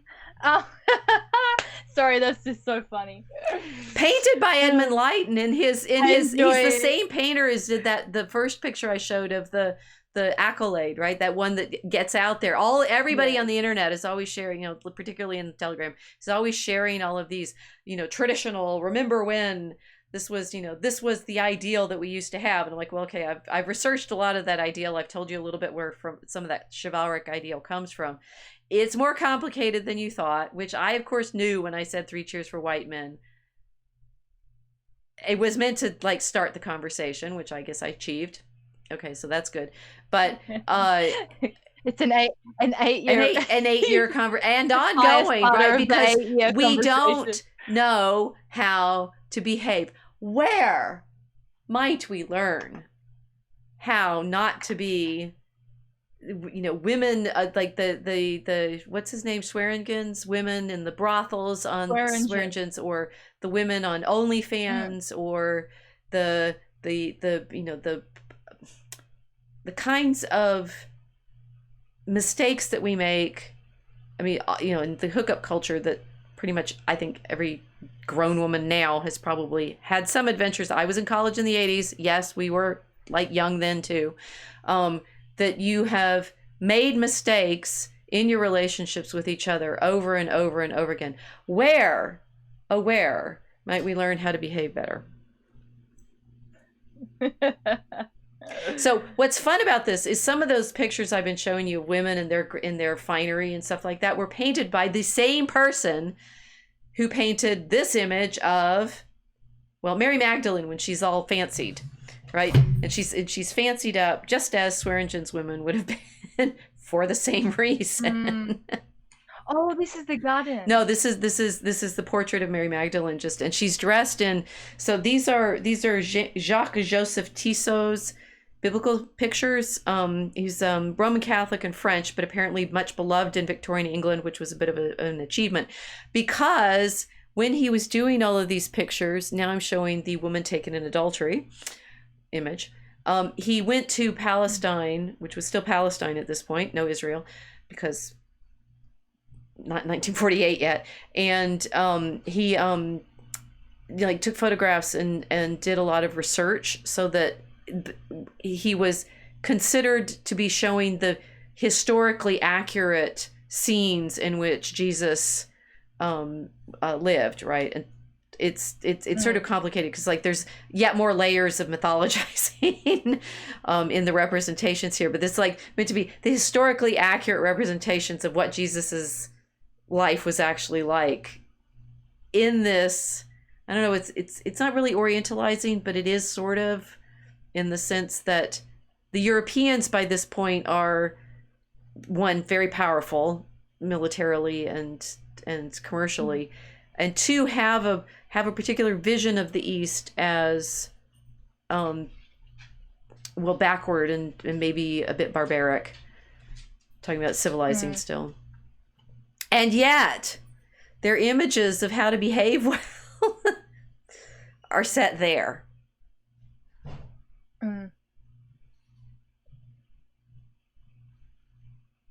Yeah.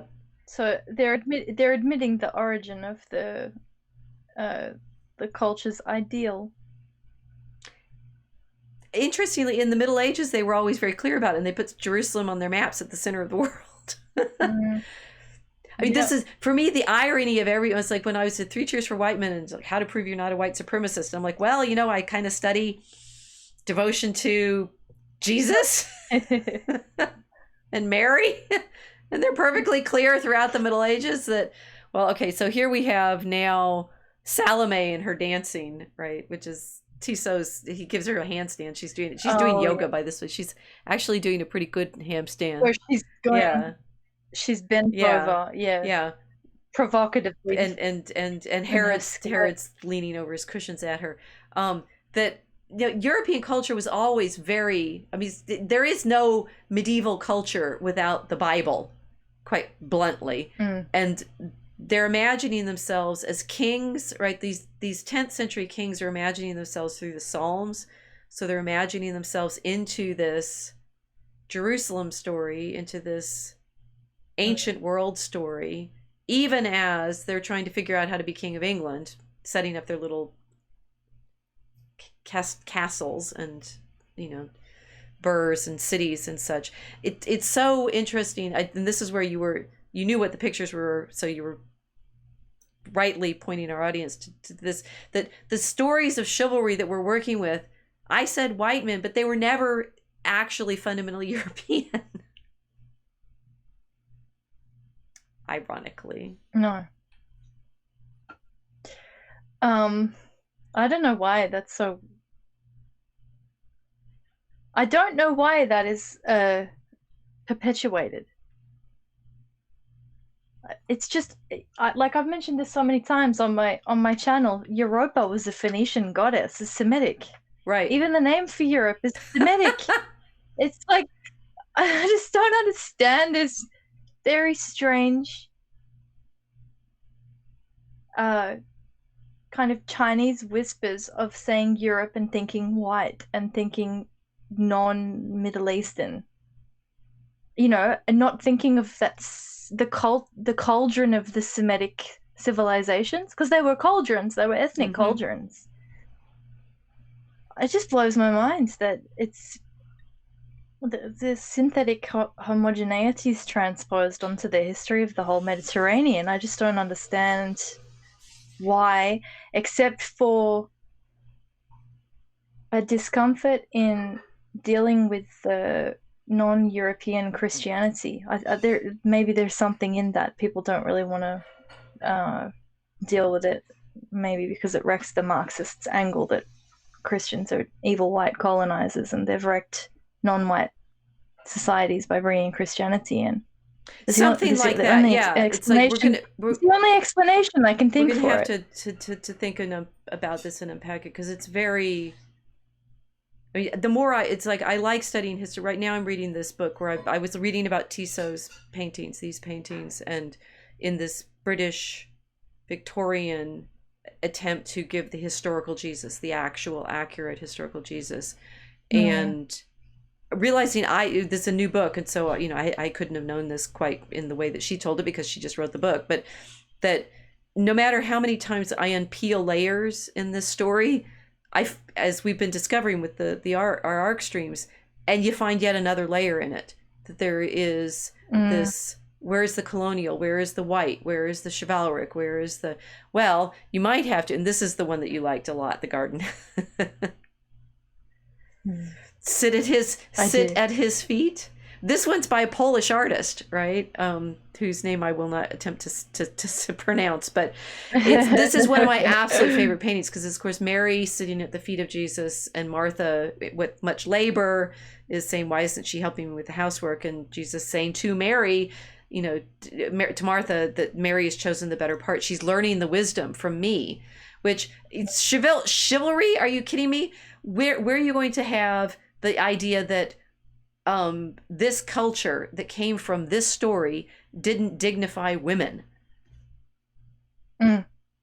That was another one. I was just like, it does, feminists, where do you think your sense of we get an education too? We get to sit at the feet of our Lord, listening to his teaching, just as the Gospels say Mary did, and that there's this premise that somehow this, whatever tradition is, and it's like we don't even know what to label it. Christian is good, right? Remember when you were learning how to blow your nose properly, it was Christian behavior. They were in the 18th century specifically labeling it a Christian. But what does Christian behavior mean? Who's Christian? Not even who's Christianity. What does Christian behavior mean? And the numbers of times I felt like we're in these odd internet Minecraft conversations about, you're not being Christian. And I'm like, how much are you living that story? Yeah, well, I've been ranting a lot, because the constant rant. But I'm wrestling with this meme of cat ladies and eggless eagles. It's never sat well with me, and that's not because I've ever tried to misrepresent myself as pious and virtuous, because I wasn't. And I'm not bothered by people calling me eggless or a cat lady. I would be bothered by being called a cat lady. Dog, please. Dog lady. Oh yeah. Well, no, it was a strange thing. It was like, okay, we're in a digital world that seems to have returned to pre-Christian honor culture feeling of stoning the whores. Let's stone the whores. And I found it very odd when Christ refused to do it. He refused to do it, and I've said it many times, that there is no... I don't feel like our virtue as women is going to be restored by this like digital stoning. I just don't think it Right. will be. And if it was, then Christ would have stoned the adulteress, but he didn't. So if we approach the establishment of a digital culture on the foundation of what Christ did, he establishes the pattern. He's the axiom of civilization. He's the Logos. The Logos established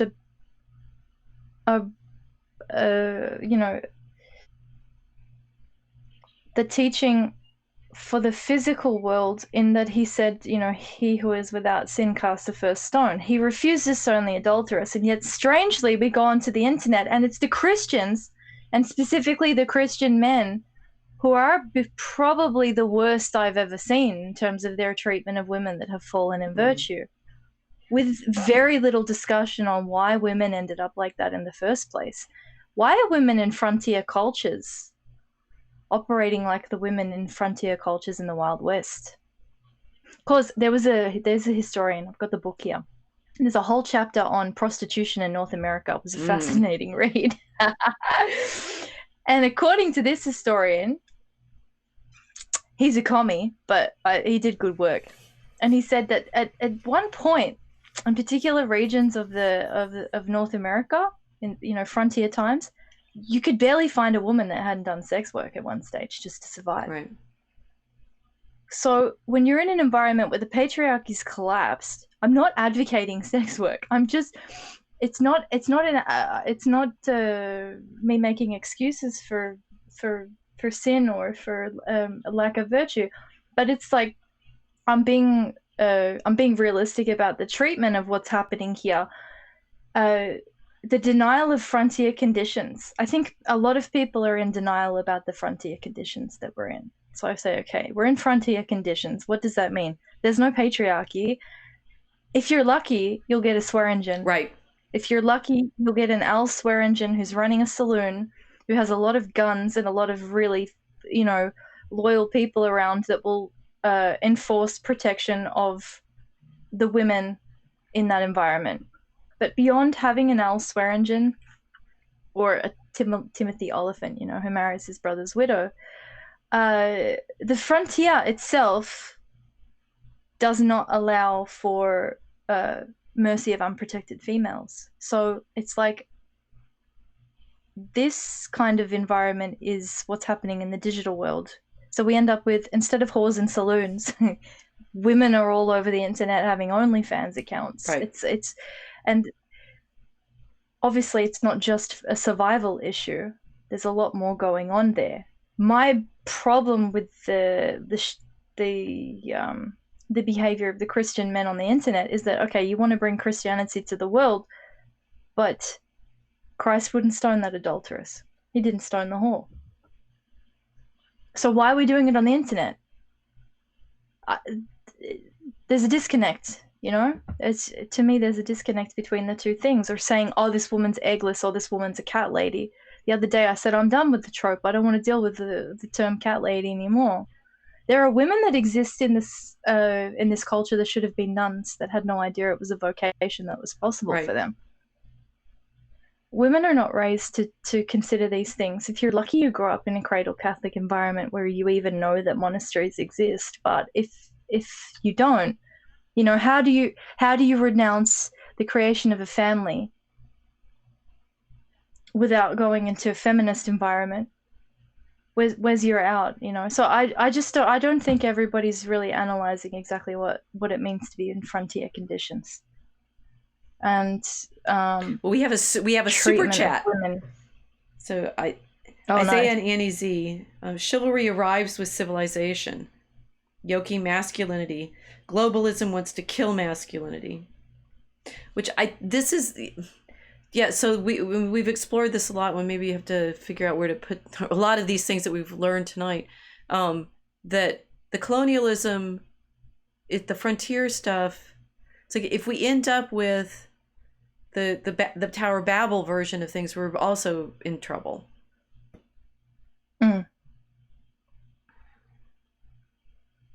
Yes. I mean, again, like globalism, that's England.